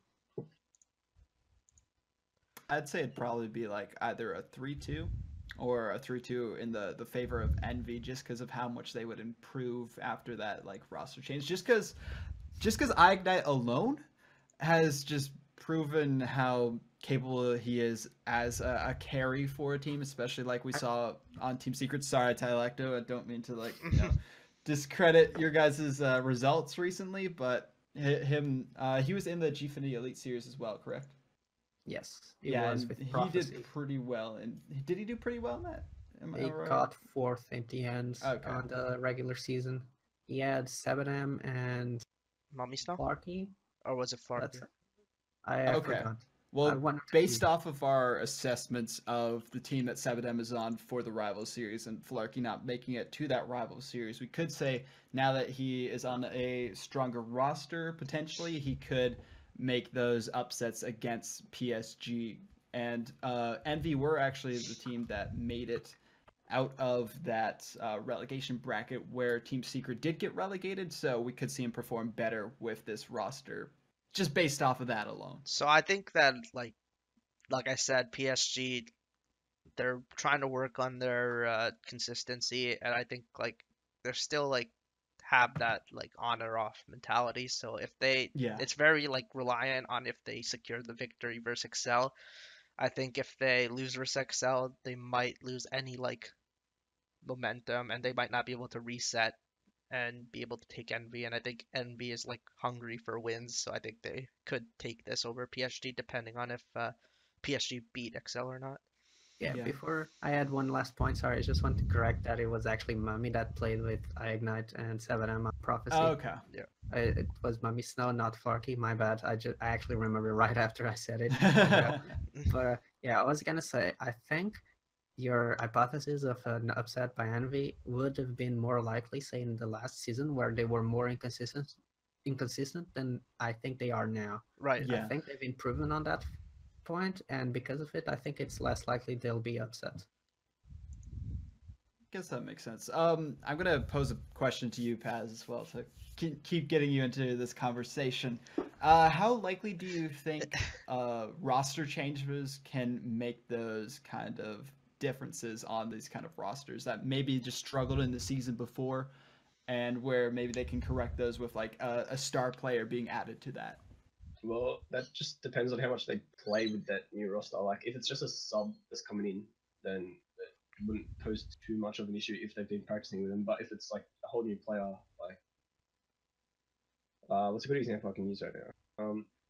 I don't really know if there's one, but just like if a whole new like player were to come through and change like how the team plays, it could honestly just like change any expected result of them. Makes sense. Makes sense. Yeah, so they might not have as much practice with Ignite, so that could be a reason why they don't perform as well as people would kind of expect. Maybe the next season, if they stay in, they'd be able to perform really well because they'd have that experience. Is that what you're saying?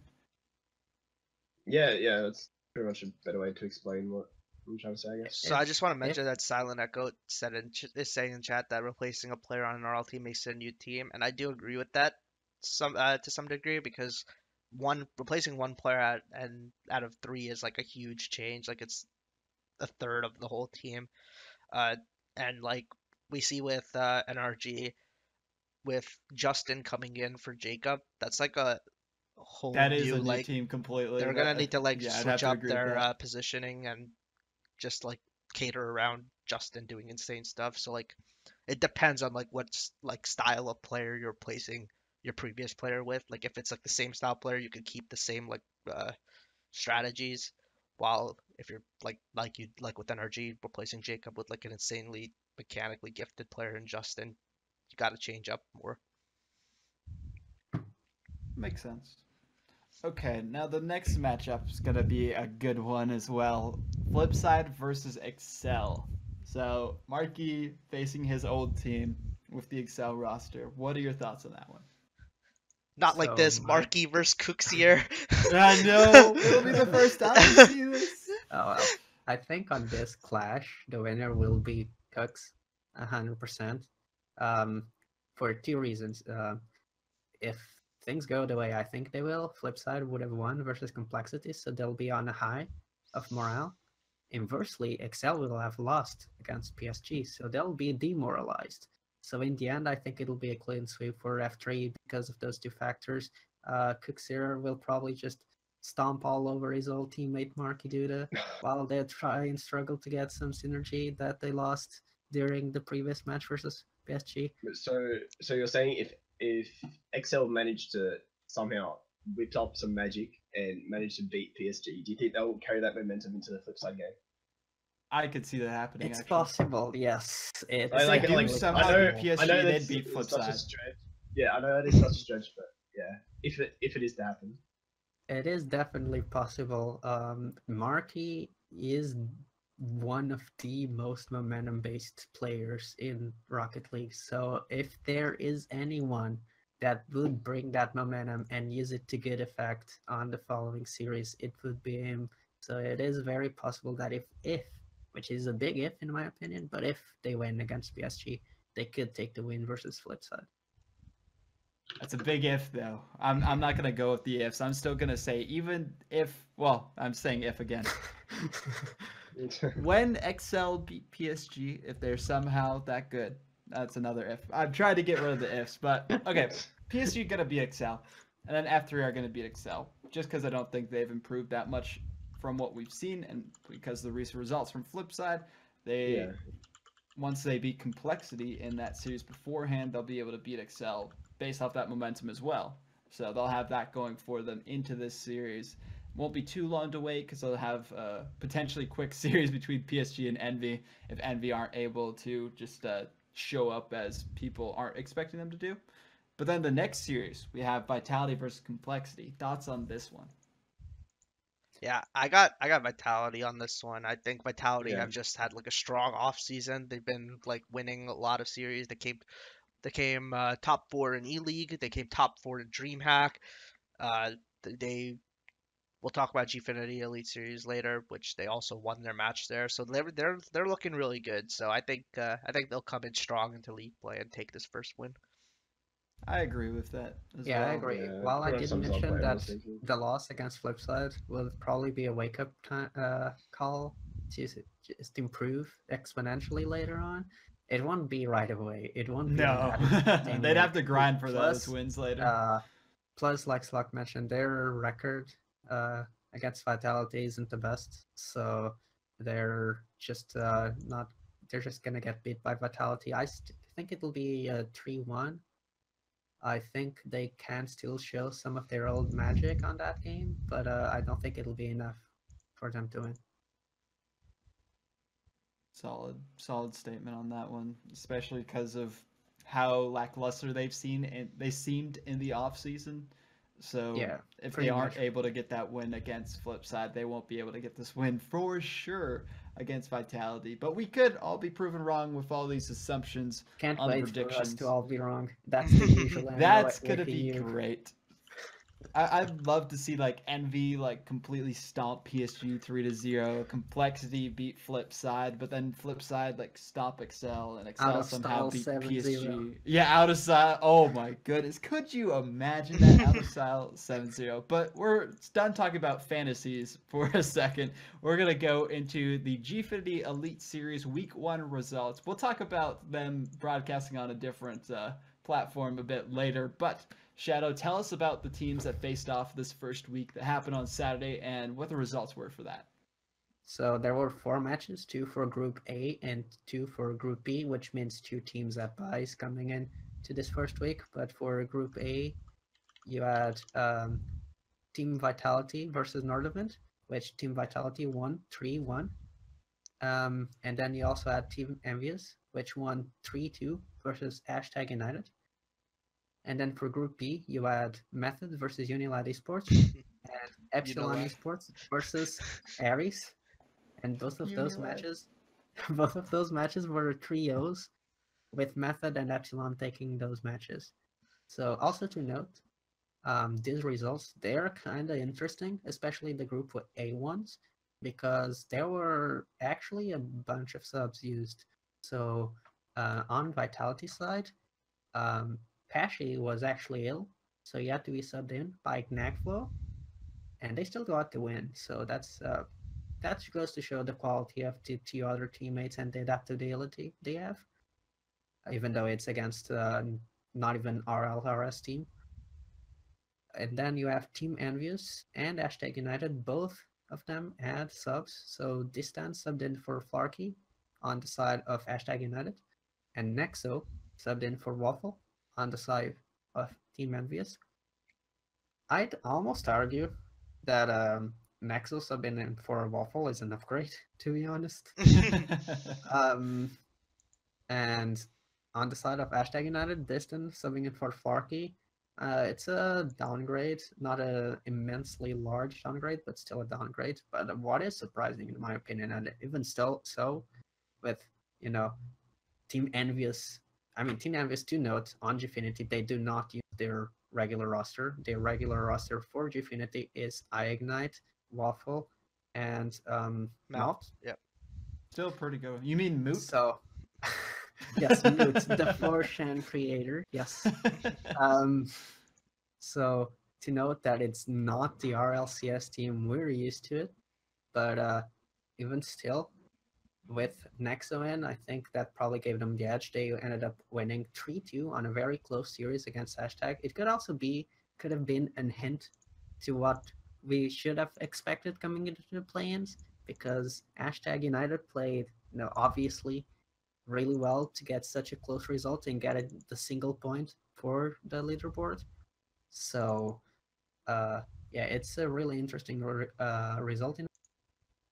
And then Method and Unilad and Epsilon and Ares went about as expected. Yeah, how you would kind of expect those. I'm just really glad to see like Epsilon sweeping Ares. So Ares is the X-Team endpoint roster with Sebedem replacing Chacaron, and Tinny and Shiryo came first in the first season of Gfinity and second in the second season of Gfinity. So these newcomers, Epsilon Esports, D7, Fake Out, Pugze, they were the top of the Gfinity Challenger Cup standings. They were picked up by Epsilon, and we were kind of hesitant last week saying how they would place because we didn't know like how they'd perform on their first time playing on LAN.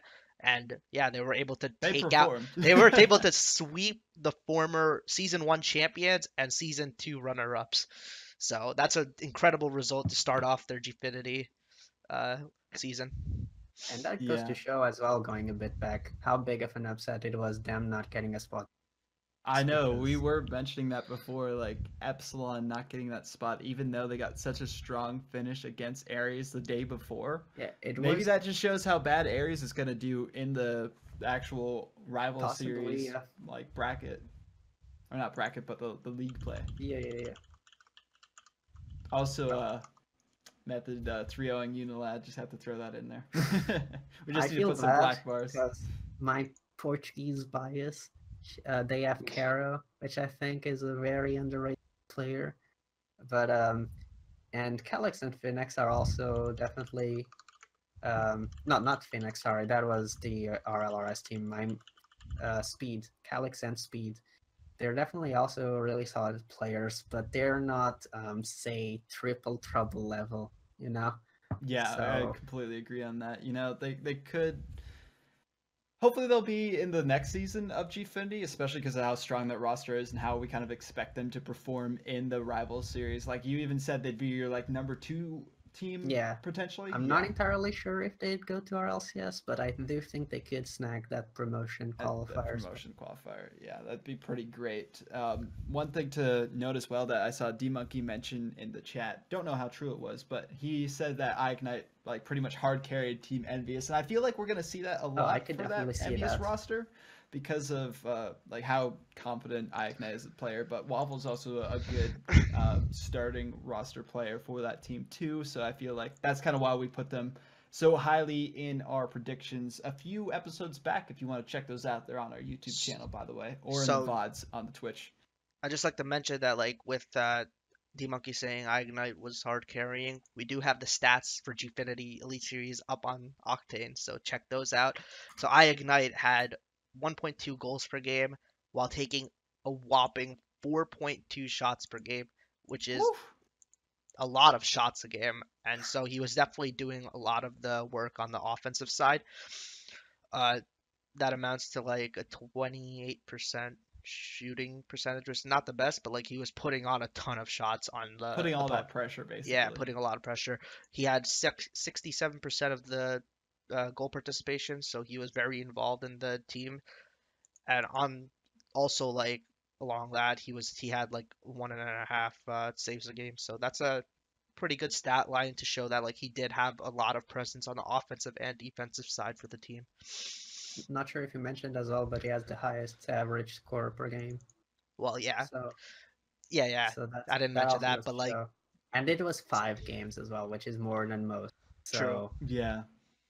So to have that like strong of a goal percentage per game, like at least a goal for all the games they played, which was 5 in fact, because it was 3-2 in favor of Envious. So even when they lost those 2 games, he was still able to score a goal, potentially based off of the stats. You know, he might have not scored one and just scored like a ton in the ones they won. But so I just want to mention that that Shadow said that he had over 300 score per game, the most score per game, which is actually 40% of his team's score. So that's a big portion of that. So that just big share. People usually don't look at the percentage of the team score, but like that really indicates how much of a impact you have on your team, because like usually you want to see a 33 split. But like if a player is like a huge amount above that, you can see that they are having more impact on the game than their teammates. Yeah. Would you agree with that, Paz? What were the other two stats? So I want to know. So he had 40. Nexo was at 33, and Mount really underperformed at 25%. So it's a bit harsh. I mean, definitely shows like who's doing work and who's not. Yeah. But yeah, it's just score. Okay, we got the week 2 matches then, which will be Team Envious versus Nordovan. Predictions for that. I'm gonna go to you, Paz, even though you might not know. What are your predictions? I do. Okay. I know more EU than NA at least. That's good. I'll go with Envious on that one. I'd have to agree. Yeah, solid. Yeah. Series score? I'd go 3-1 just to be safe, like just in case there is a game Nor to pick up. But like, yeah. Yeah, they were able to take a game off Vitality, so you know that is a pretty fair assessment. They were playing. Vitality were playing with Navflow, so if they had Pashy, they might have not been able to take that game off. So we'll see. I do think that the Envious is definitely a weaker team than Vitality, so they should be able to take a game off them. I think Nordovan are a tiny bit underrated, but it should still be Envious, I feel. Especially with Ignite carrying as hard as he is. It should be a win for them. Yeah. I'd have to agree with that, especially because Nordovan were they one of the teams people expected to make it into the play-ins, or not really? Not really. They were like seed 14, something like that. Seed 14. Okay, yeah. Just because like how lowly seeded they were, even going into those play-ins, and The two of the members from the Team MVS Gfinity squad did make it in, correct? They were on Zebra Nose, is that right? Yep, Mountain Nexo. Yeah, Nexo Mountain is a Nexo. sub. Nexo is their sub though. So yeah, but because they made it in, and Yeah. then the other team didn't make it in, and they were more expected to I make it wonder- in. Just yeah, going off of that, I think they're definitely going to win, as mentioned, 3-1. I do wonder actually if it is possible that because of the RLRS qualification, if Envy will just start Nexo from now on, especially since they already started him once. So and I do, like I said before, I do think that would actually be an upgrade. So if that would be the case, I would even argue for a trio versus Nordevent. But we'll see. We don't know the roster beforehand, unfortunately, so we can only speculate about that part. Yeah, I'd have to agree with that. Okay, next is going to be #United versus Excel Esports. I feel Excel can probably take this one, even though they might not perform as well in the RLCS season. I feel like the players in kind of a Gfinity series will give them some good practice against these lower level teams, and I don't think Doomsy and Co will be able to overcome that. Now, to note, historically, Excel actually does not really do well on Gfinity. Like last season, they were there with the RLCS team most of the time, and I believe they finished at bottom 2. I forgot exactly which place. But yeah, they did not look really well. Now, though, I do think they'll be somewhat renewed, and they'll focus more on Gfinity. And there's also a big factor here, which is I think # will still be recovering. Oh yeah, they'll probably recover from that for a while. Ouch. Our hearts. Like I think they'll use that sadness to really, really hammer down for the following weeks. But I do think that still might cost them a loss here from recovering. So I actually think it'll be close. I think it'll be 3-2 for Excel. But yeah, I was willing to say 3-2 for # actually. Oh really? Yeah. Why is that? Explain away. It's Doomsy fanboy. No. There's good reason. If they're I don't know. If like you gotta remember, if you're looking at last week's results as well, they're using Sub, were they not? Or yeah, they were. They were using Distant for Flarky. Yeah. Well, if they're using Flark, I think they have a much stronger 3-man going into it, and I think XL just will not be able to keep up. But do you think they will not be able to keep up because they won't focus on Gfinity, or because of their historical results before, or just because maybe # will just I mean, I do think I'll be reborn out of the tears they cried from the rival Phoenix Reborn, focusing solely on Gfinity to just crush all opposition or something. What do you think is the more likely scenario there? # only have Gfinity to focus on, right? Since they didn't make it in. Exactly. So I think them just being able to focus on each match one at a time and saying, look, we know who we're going up against. Like they can do VOD review on them, just directly then for each week. Whereas XL have to go, oh look, we've got 2 games on the day before, and they seem a bit busier. They might have better quality games to play in and practice in, but I don't think that's worth as much as being able to direct your research and your focus onto a certain opponent and saying, hey, look, these guys do this, this, and this. We can beat them by doing this, this, and this, and then put that into action. They could also use their subs if they want to focus their RLCS squad on those first 2 matches that are happening on the Sunday. Yeah, I think their starters.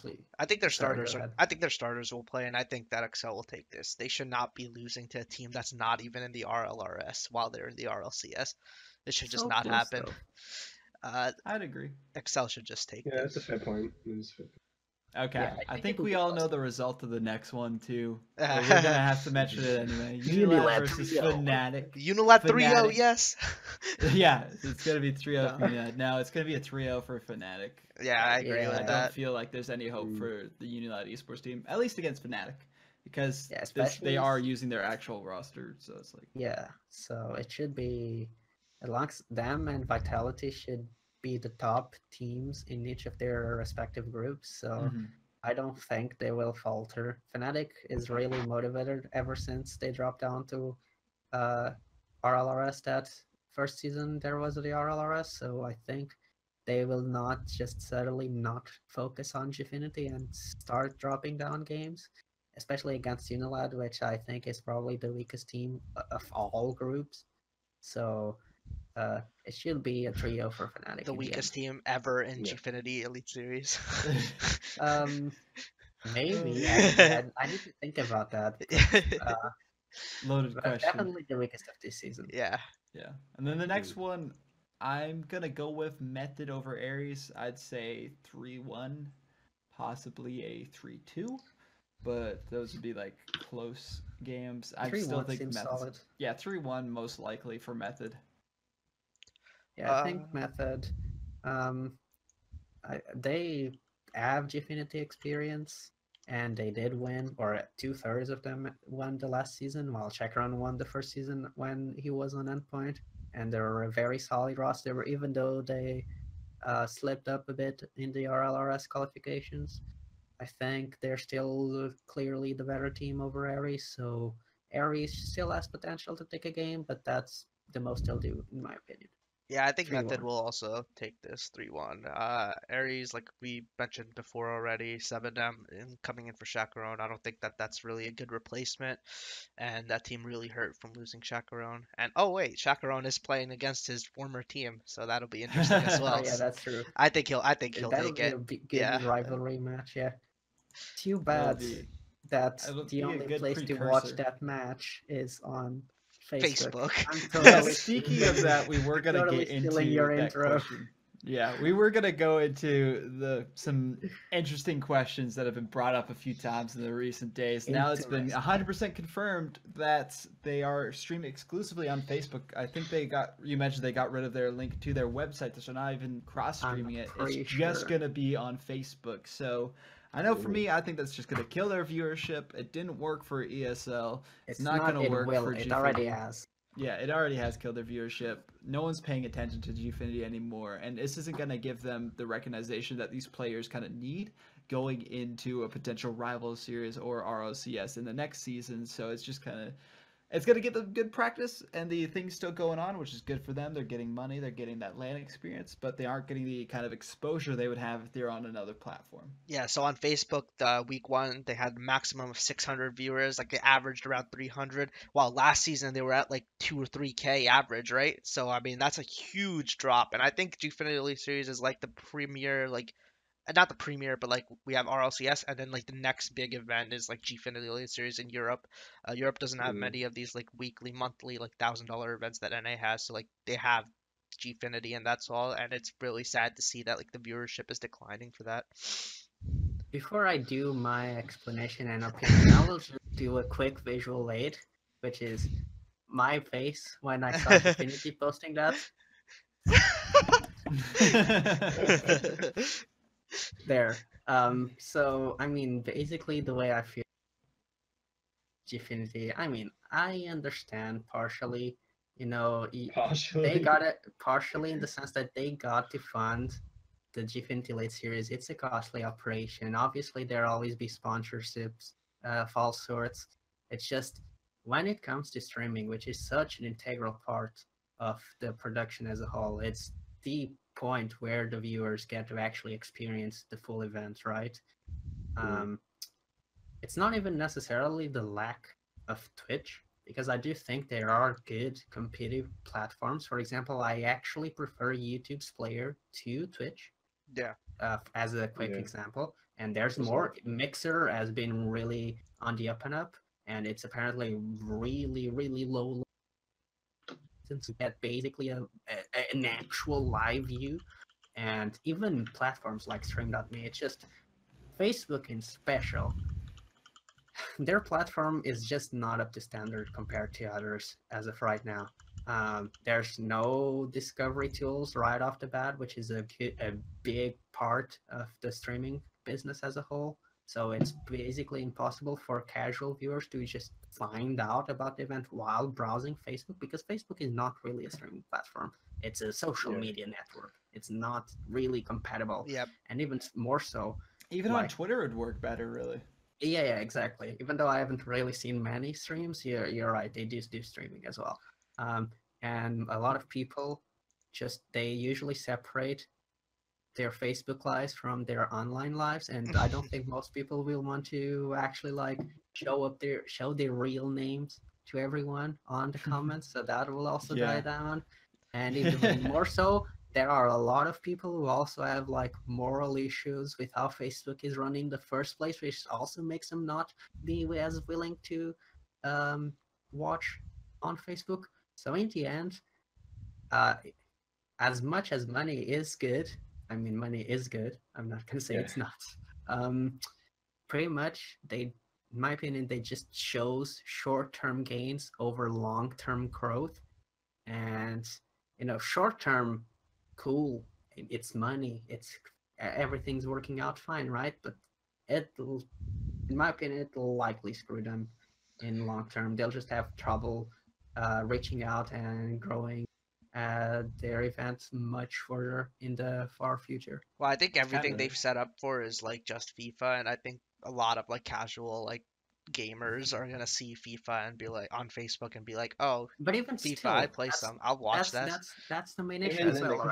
I think like one of the main reasons why they went for Facebook, other than money, is because of the theoretical casual reach they have with FIFA. I'm not even RL and Street Fighter. I don't think there's gonna be like no viewership for Street Fighter at all on there. Those bubbles are not the same. Yeah. FIFA though, yes. But like they're putting a lot of focus on FIFA. There is one issue which I already mentioned: no discovery tools. Unless you know the URL directly, as of now, there's really no way for that supposedly an actual casual fan base that is all over Facebook to actually find out about the event. So I don't know how they will be able to, like, they actually got a decent amount of viewers. They got like, I think 2K on FIFA, but they definitely could have gotten more if Facebook as a platform, outside of everything I've said before, as a platform was better in the first place. I do have one thing to say. It might have just been better, maybe not Facebook exclusivity, but maybe just do Facebook for just the FIFA broadcast, and then for the rest of it, do it on like Twitch, because they'd reach the casual viewers of FIFA on Facebook, and then they'd reach the actual viewership for Rocket League and Street Fighter on Twitch, and that would work out better. But unfortunately, they probably wouldn't have been able to get that kind of contract with Facebook because they are either exclusive or nothing else, from what I have heard. Yeah, I mean, I would like that, but it's just like it's just Gfinity itself has really never really separated each game. Like, even though they are the broadcast for the different games, they have always been bundled together with their whole franchising system and the franchise winner. Yeah. So not even a company like Facebook would want to separate the broadcast. Oh yeah, I completely agree. That'd just be the best scenario for what. Yeah, obviously, I would be absolutely okay with it. Let the FIFA guys stay on Facebook. I don't mind. They can have Facebook all they want. They can have all their black bars and their memes and their little emoji text. And their bad mobile view. And oh my goodness. Whatever. Yeah, that's never really gonna happen. What were you gonna say, Pat? Because one thing I do want to add is, according to the little article, like whenever they announced Facebook thing, they were saying about how they were using the Facebook for like some community and play Q&As or something. So I think at least that would be interesting, but with like that could have been done on Twitch too, though, or YouTube or Mixer. It could have. I mean, I assume it'll be. I think I just want Twitch chat's questions. I mean, oh yeah, they would get better questions on Facebook. That is something that. But that is the only. They could just literally the only positive. Or they could ask on Twitter and stuff beforehand. Yeah, exactly. The only thing I'm interested in, there's no alternative. The only thing I'm interested in is if Gfinity Australia is going to follow and also have it on Facebook. Unlikely. In the same article, I can save everyone's hearts. They said word for word. I actually copied and pasted this just in case because I knew I need it one day. They said they've said word for word, Gfinity Elite Series Australia is not part of this agreement, and more news on the Australian Elite Series broadcast will follow. Please be on Twitch. So I'm willing It's to gonna bet get there so will be many a more Twitch. viewers if it is. I'm willing It's to gonna- bet there's gonna be a Twitch stream, and It's then on gonna top be of a that, stream.me partnership. No, I'd be fine Shadow, with that, shut up. honestly. Don't say that. Don't say that. I wouldn't. I mean, as No, long as it's not on Facebook, I just think of all platforms. They're Yeah. definitely the most loaded. I'm not gonna say not, One but of all argument to kind of, platforms. yeah, I agree with that. One argument to kind of bring up that I've seen other people bring up plenty of times, and I would have to agree with, playing devil's advocate to this, is that it is good for production companies of these kind of series and tournaments and broadcasts to be able to choose what platform they broadcast on, because it's kind of like we see on television. They go with specific networks that give them the money, and that way they can support their infrastructure for longer, and that's probably why we see them on Facebook. But unfortunately, Facebook is Facebook, so that's kind of where people aren't liking it, because it's Facebook. Yeah. If it was a different platform and they were giving out this kind of partnerships, it'd be great. Yeah, But that's why I said I'd really have to see how much money they're getting for it to see like if it'd actually be worth it in the long Yeah. term. That's why I said it's good short term. Definitely short term it's good, because more money on their pockets for production is always a good thing. And whatever platform that got them the exclusive rights would always pay them, so it would always be a good thing for Gfinity, the company itself. But in this case, it is Facebook. So I mean, in the end, you do have to have some reach, right? Viewership is always good, if nothing else, to get most, because sponsors will want to look at those numbers and will want to know how much reach they will be able to get. So the fact that the viewership numbers are severely hurting because of that, like I mentioned once again, I do think will have a negative long-term impact on the Gfinity Elite Series. Yeah. All right. We've settled it. We do not like Yeah. Facebook. We don't like Discussion is Facebook. over. We don't like Facebook, but we can see the benefits of it. It's just unfortunate that it's Facebook itself. Do you have any points about I will wait for the Octane GG stats. Do you have any points about the Australian Gfinity apart from like the where they could potentially broadcast pass? No, except that I'm very happy that it's all LAN and players are gonna be floating, I'm assuming, by each org. Yeah. At least that looks good, because that's like we said for EU before, there's nothing like this in Australia where, I guess OC, where you can actually have like a second big prize pool tournament for players to like play in. Like we have Throwdown and ESL aside from sometimes. and ESL every once a blue moon. But Yeah. apart from that, we didn't really have anything where players actually went in and like competed for a big prize pool. So I think this will actually help us, especially with deciding like who sits where on the OC like power rankings, I guess, and that, and helping with predictions and whatnot. And maybe help the inconsistencies and kind of like bridging the Yeah, gap between yeah. Chiefs and whoever the other teams are that are trying to get that second spot. Yeah, 100%. Yeah. I agree with that. Okay, last question we have for the night that we left towards the end.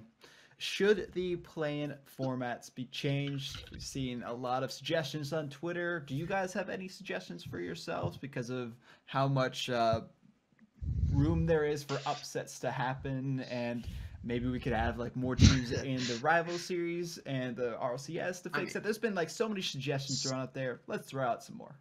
First of all, I mean, I think it's obvious that this will not happen overnight, right?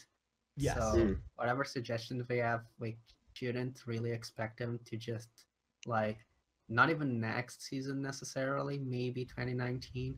I mean, the sooner the better, obviously, but these things always take time. Like, it's only been this is the only second season we have the RLRS. Like before last season, we were all like, we need a second division, and we finally got it last season, right? So like, these things take a bit of time. But yeah, but even still, obviously, the format could definitely be improved. Yeah, so single day play-ins are just not like, single day play-ins are just not like a good idea. Like any team like can be, like we said, any of these like teams we talked about last week, they could have beat any of the other teams in the qualifiers. It's just whoever's having a good day and whoever's like having like that momentum like hashtag United had in the losers bracket and almost qualified, but that doesn't mean they're necessarily like the best teams like and the most consistent teams.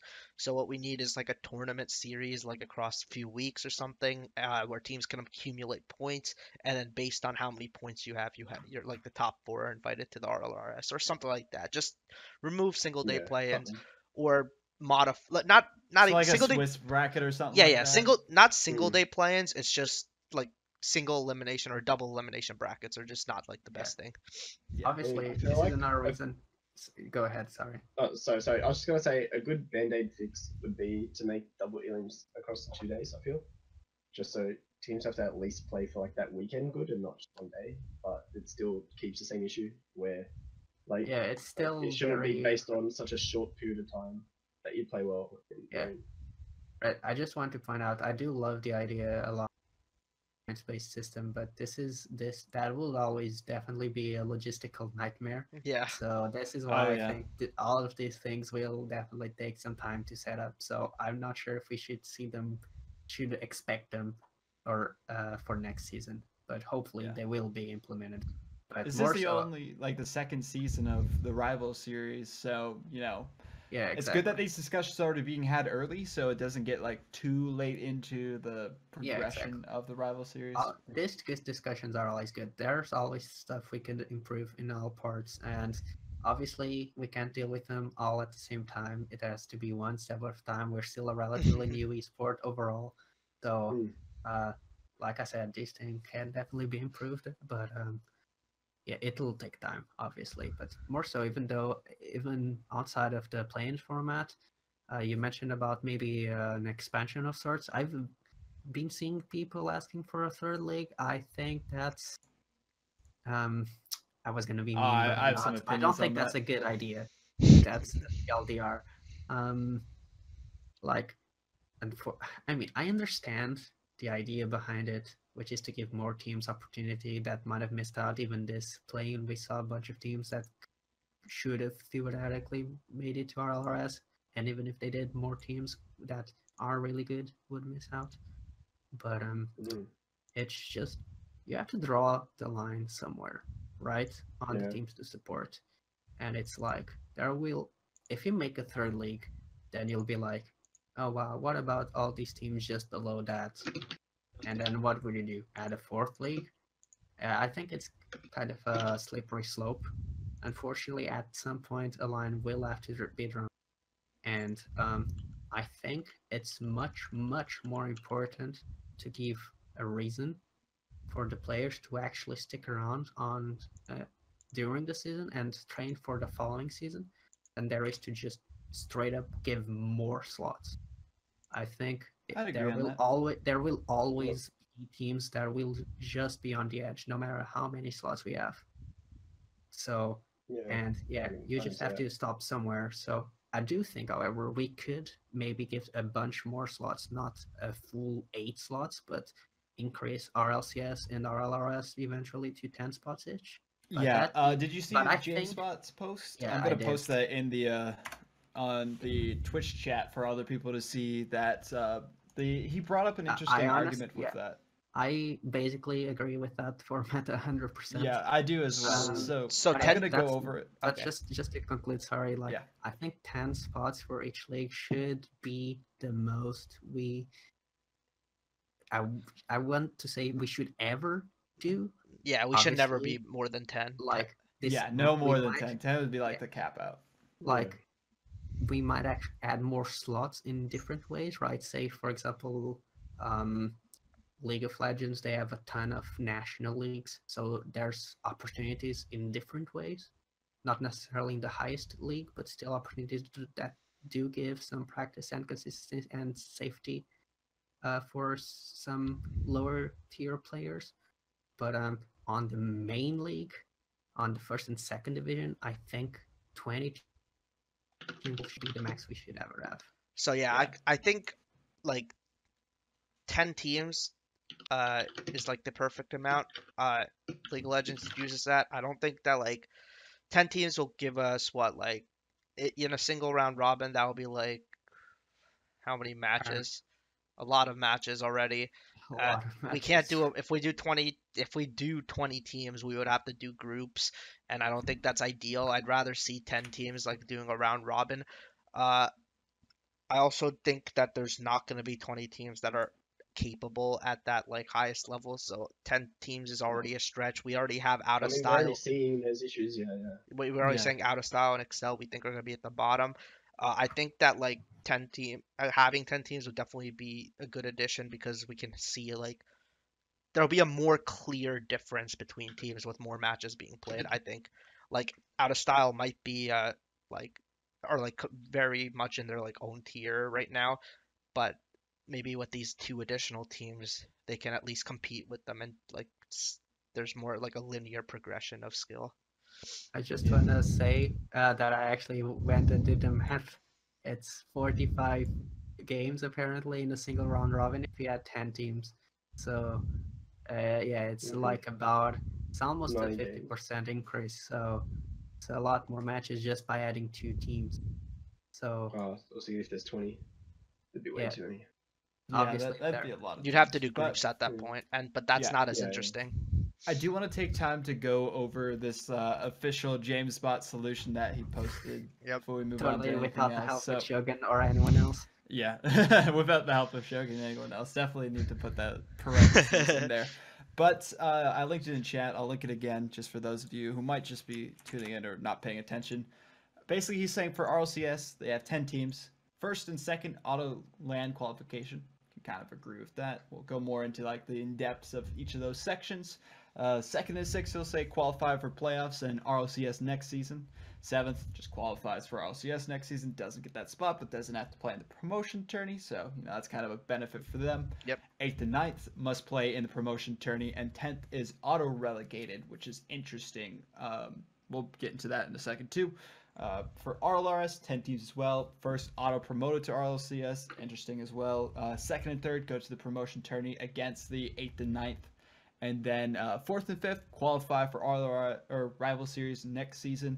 And then 6th to 10th are dropped from the Rival Series. So we'll start with the auto LAN qualification for first and second. Thoughts on that? That's what it is right now, right? Yes.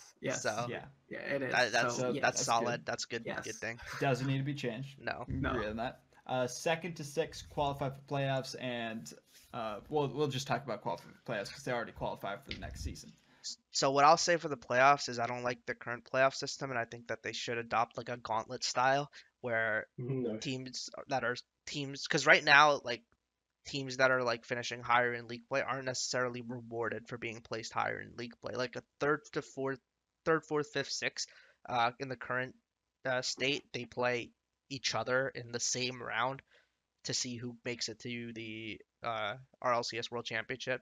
And that's not really fair because the third place team may just like have one bad day and just lose like a whole 5 weeks worth of progress of taking the third spot to the sixth place team. Agree. So in a gauntlet style, the third place team would already be locked up also in the LAN qualification.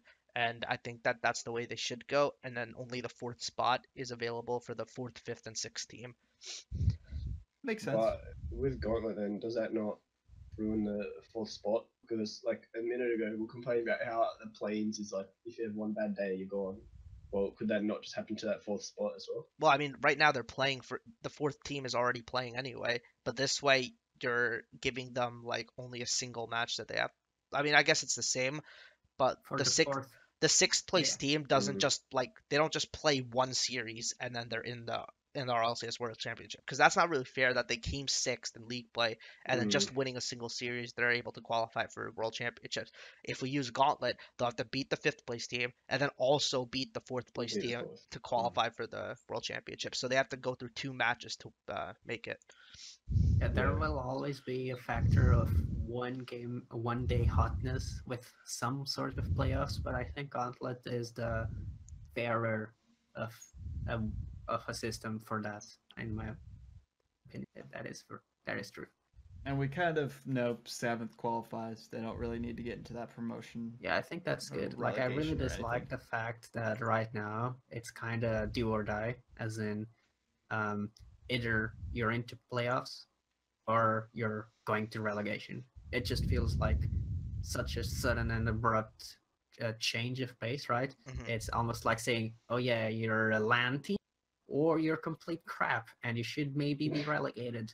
Yeah. So Jeez. it's just really bad for the stability of the players themselves as well. So like with 10 teams, you can include that 7th spot. That's basically some safety for at least a group of players, and also makes the bottom race more meaningful as well, because then it's not just um, then you get the lower teams playing out to see if they can secure themselves the 7th spot, and it's always hype to see that, even though it's lower tiered games.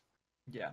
Thoughts on the promotion relegation in general for the 8th and 9th, and then the 2nd and 3rd. So I mean, I think that's a good idea. I mean, there's not much to say.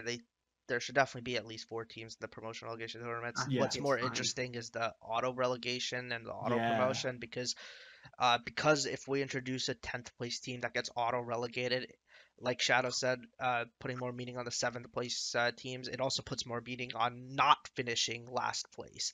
So like last season we had going into the last week we had Allegiance in last place with Renegades at 7th, and then in the last week Allegiance were able to secure a win over FlyQuest and put themselves as 7th and drop Renegades down to 8th. So the matches just mean more at that point, and so like Allegiance were able to secure themselves 7th. And if this system was imposed, then Renegades would be auto relegated instead of them.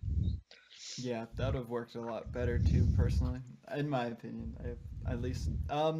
Yeah, I think Then auto rotation is important as well, just because sometimes it just keeps things fresh. Yeah, exactly. So it's not That just was like the what I same teams all the time who, as we mentioned, and could always have a good game usually- against the people who were playing in that especially in promotion RL, relegation. especially in RL, where all teams are usually super close Yeah. on the RLCS, RLRS line. Like the threshold, basically. Yeah, there usually you can definitely see you wouldn't have a downgrade if you add an auto-promoted RLRS team. Usually, it is possible, but usually it will not be a downgrade. At worst, it will be like a side grade, but it will give the opportunity for a new team.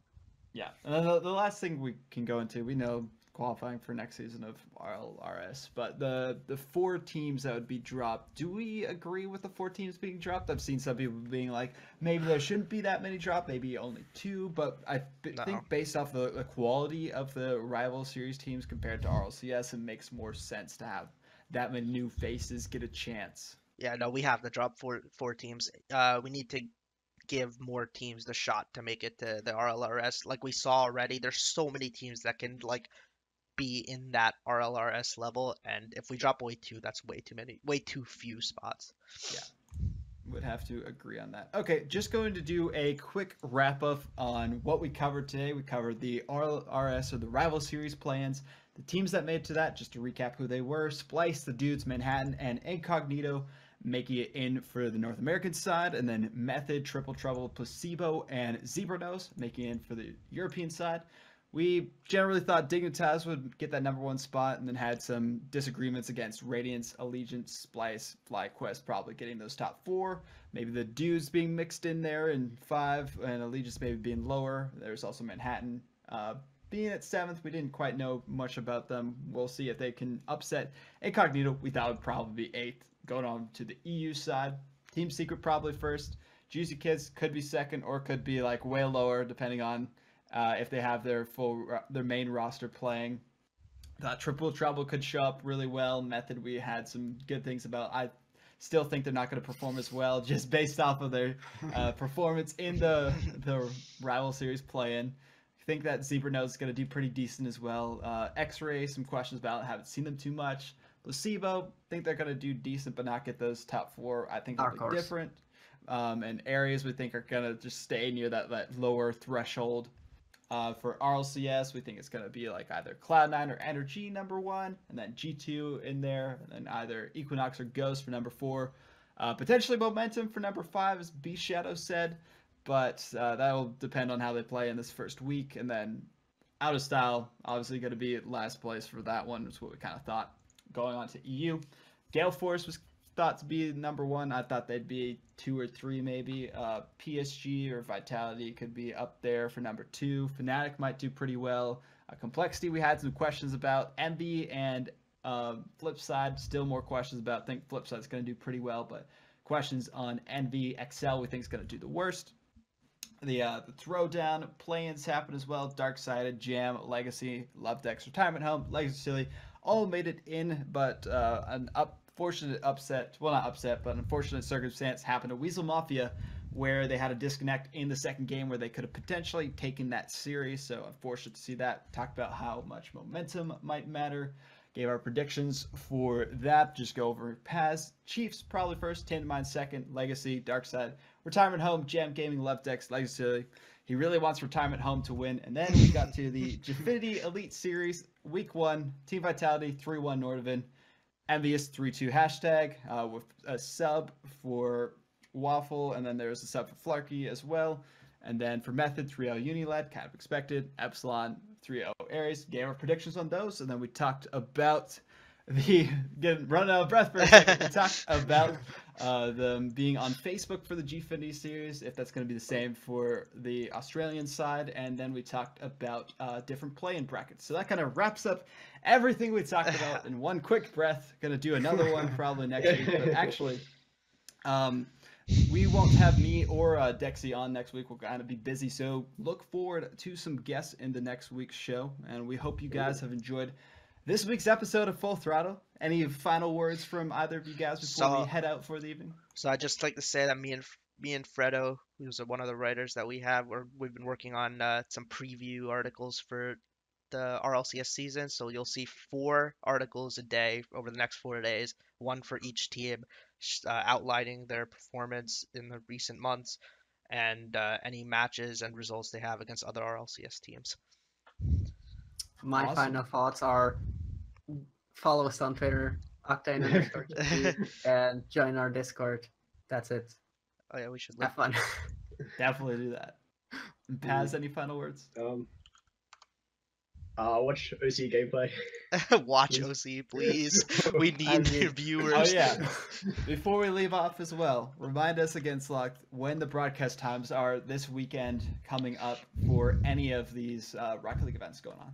Yeah, so RLRS Europe will be at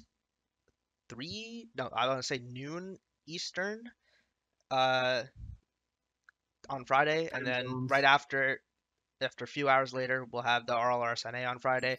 We have the Gfinity Elite Series Week 2 Saturday morning. And Saturday afternoon, we have RLCS NA starting up with the first week. Then right after RLCS ends, we have Throwdown starting up for Week 1. And then Sunday, we have RLCS Europe. So a lot of Rocket League action coming up this weekend. It's going to be pretty great. Yeah. We're back in action. Yeah. So we'll have a lot to talk about next week. A lot of results. We'll have 2 guests joining us on the show, as me and Dexy unfortunately can't make it. But we'll have some new faces, which will be pretty nice. So make sure you guys are following the Twitch channel to stay tuned for that if you aren't following already. And follow, as we mentioned, Octane GG on Twitter, and just bookmark the website because there's so much great articles and information and stats on there. We'll have the updated stats, as Slock mentioned, for OCE, the teams that qualified in the rosters. But that is all for us tonight. Thank you guys for tuning in to Full Throttle, the Octane Talk Show. And we will see you guys next Monday at the same time at 8:30 p.m. Eastern Time. What's the time for AEST, Paz? It's 11:30 Sydney time, it turns out. Okay, 11:30. Ignore my tweet. Okay. Paz forgot about daylight savings time. I actually debated all of OC. Yeah. We won't debate you again, but thank you guys for tuning in. We'll see you later. Yep. Thank you.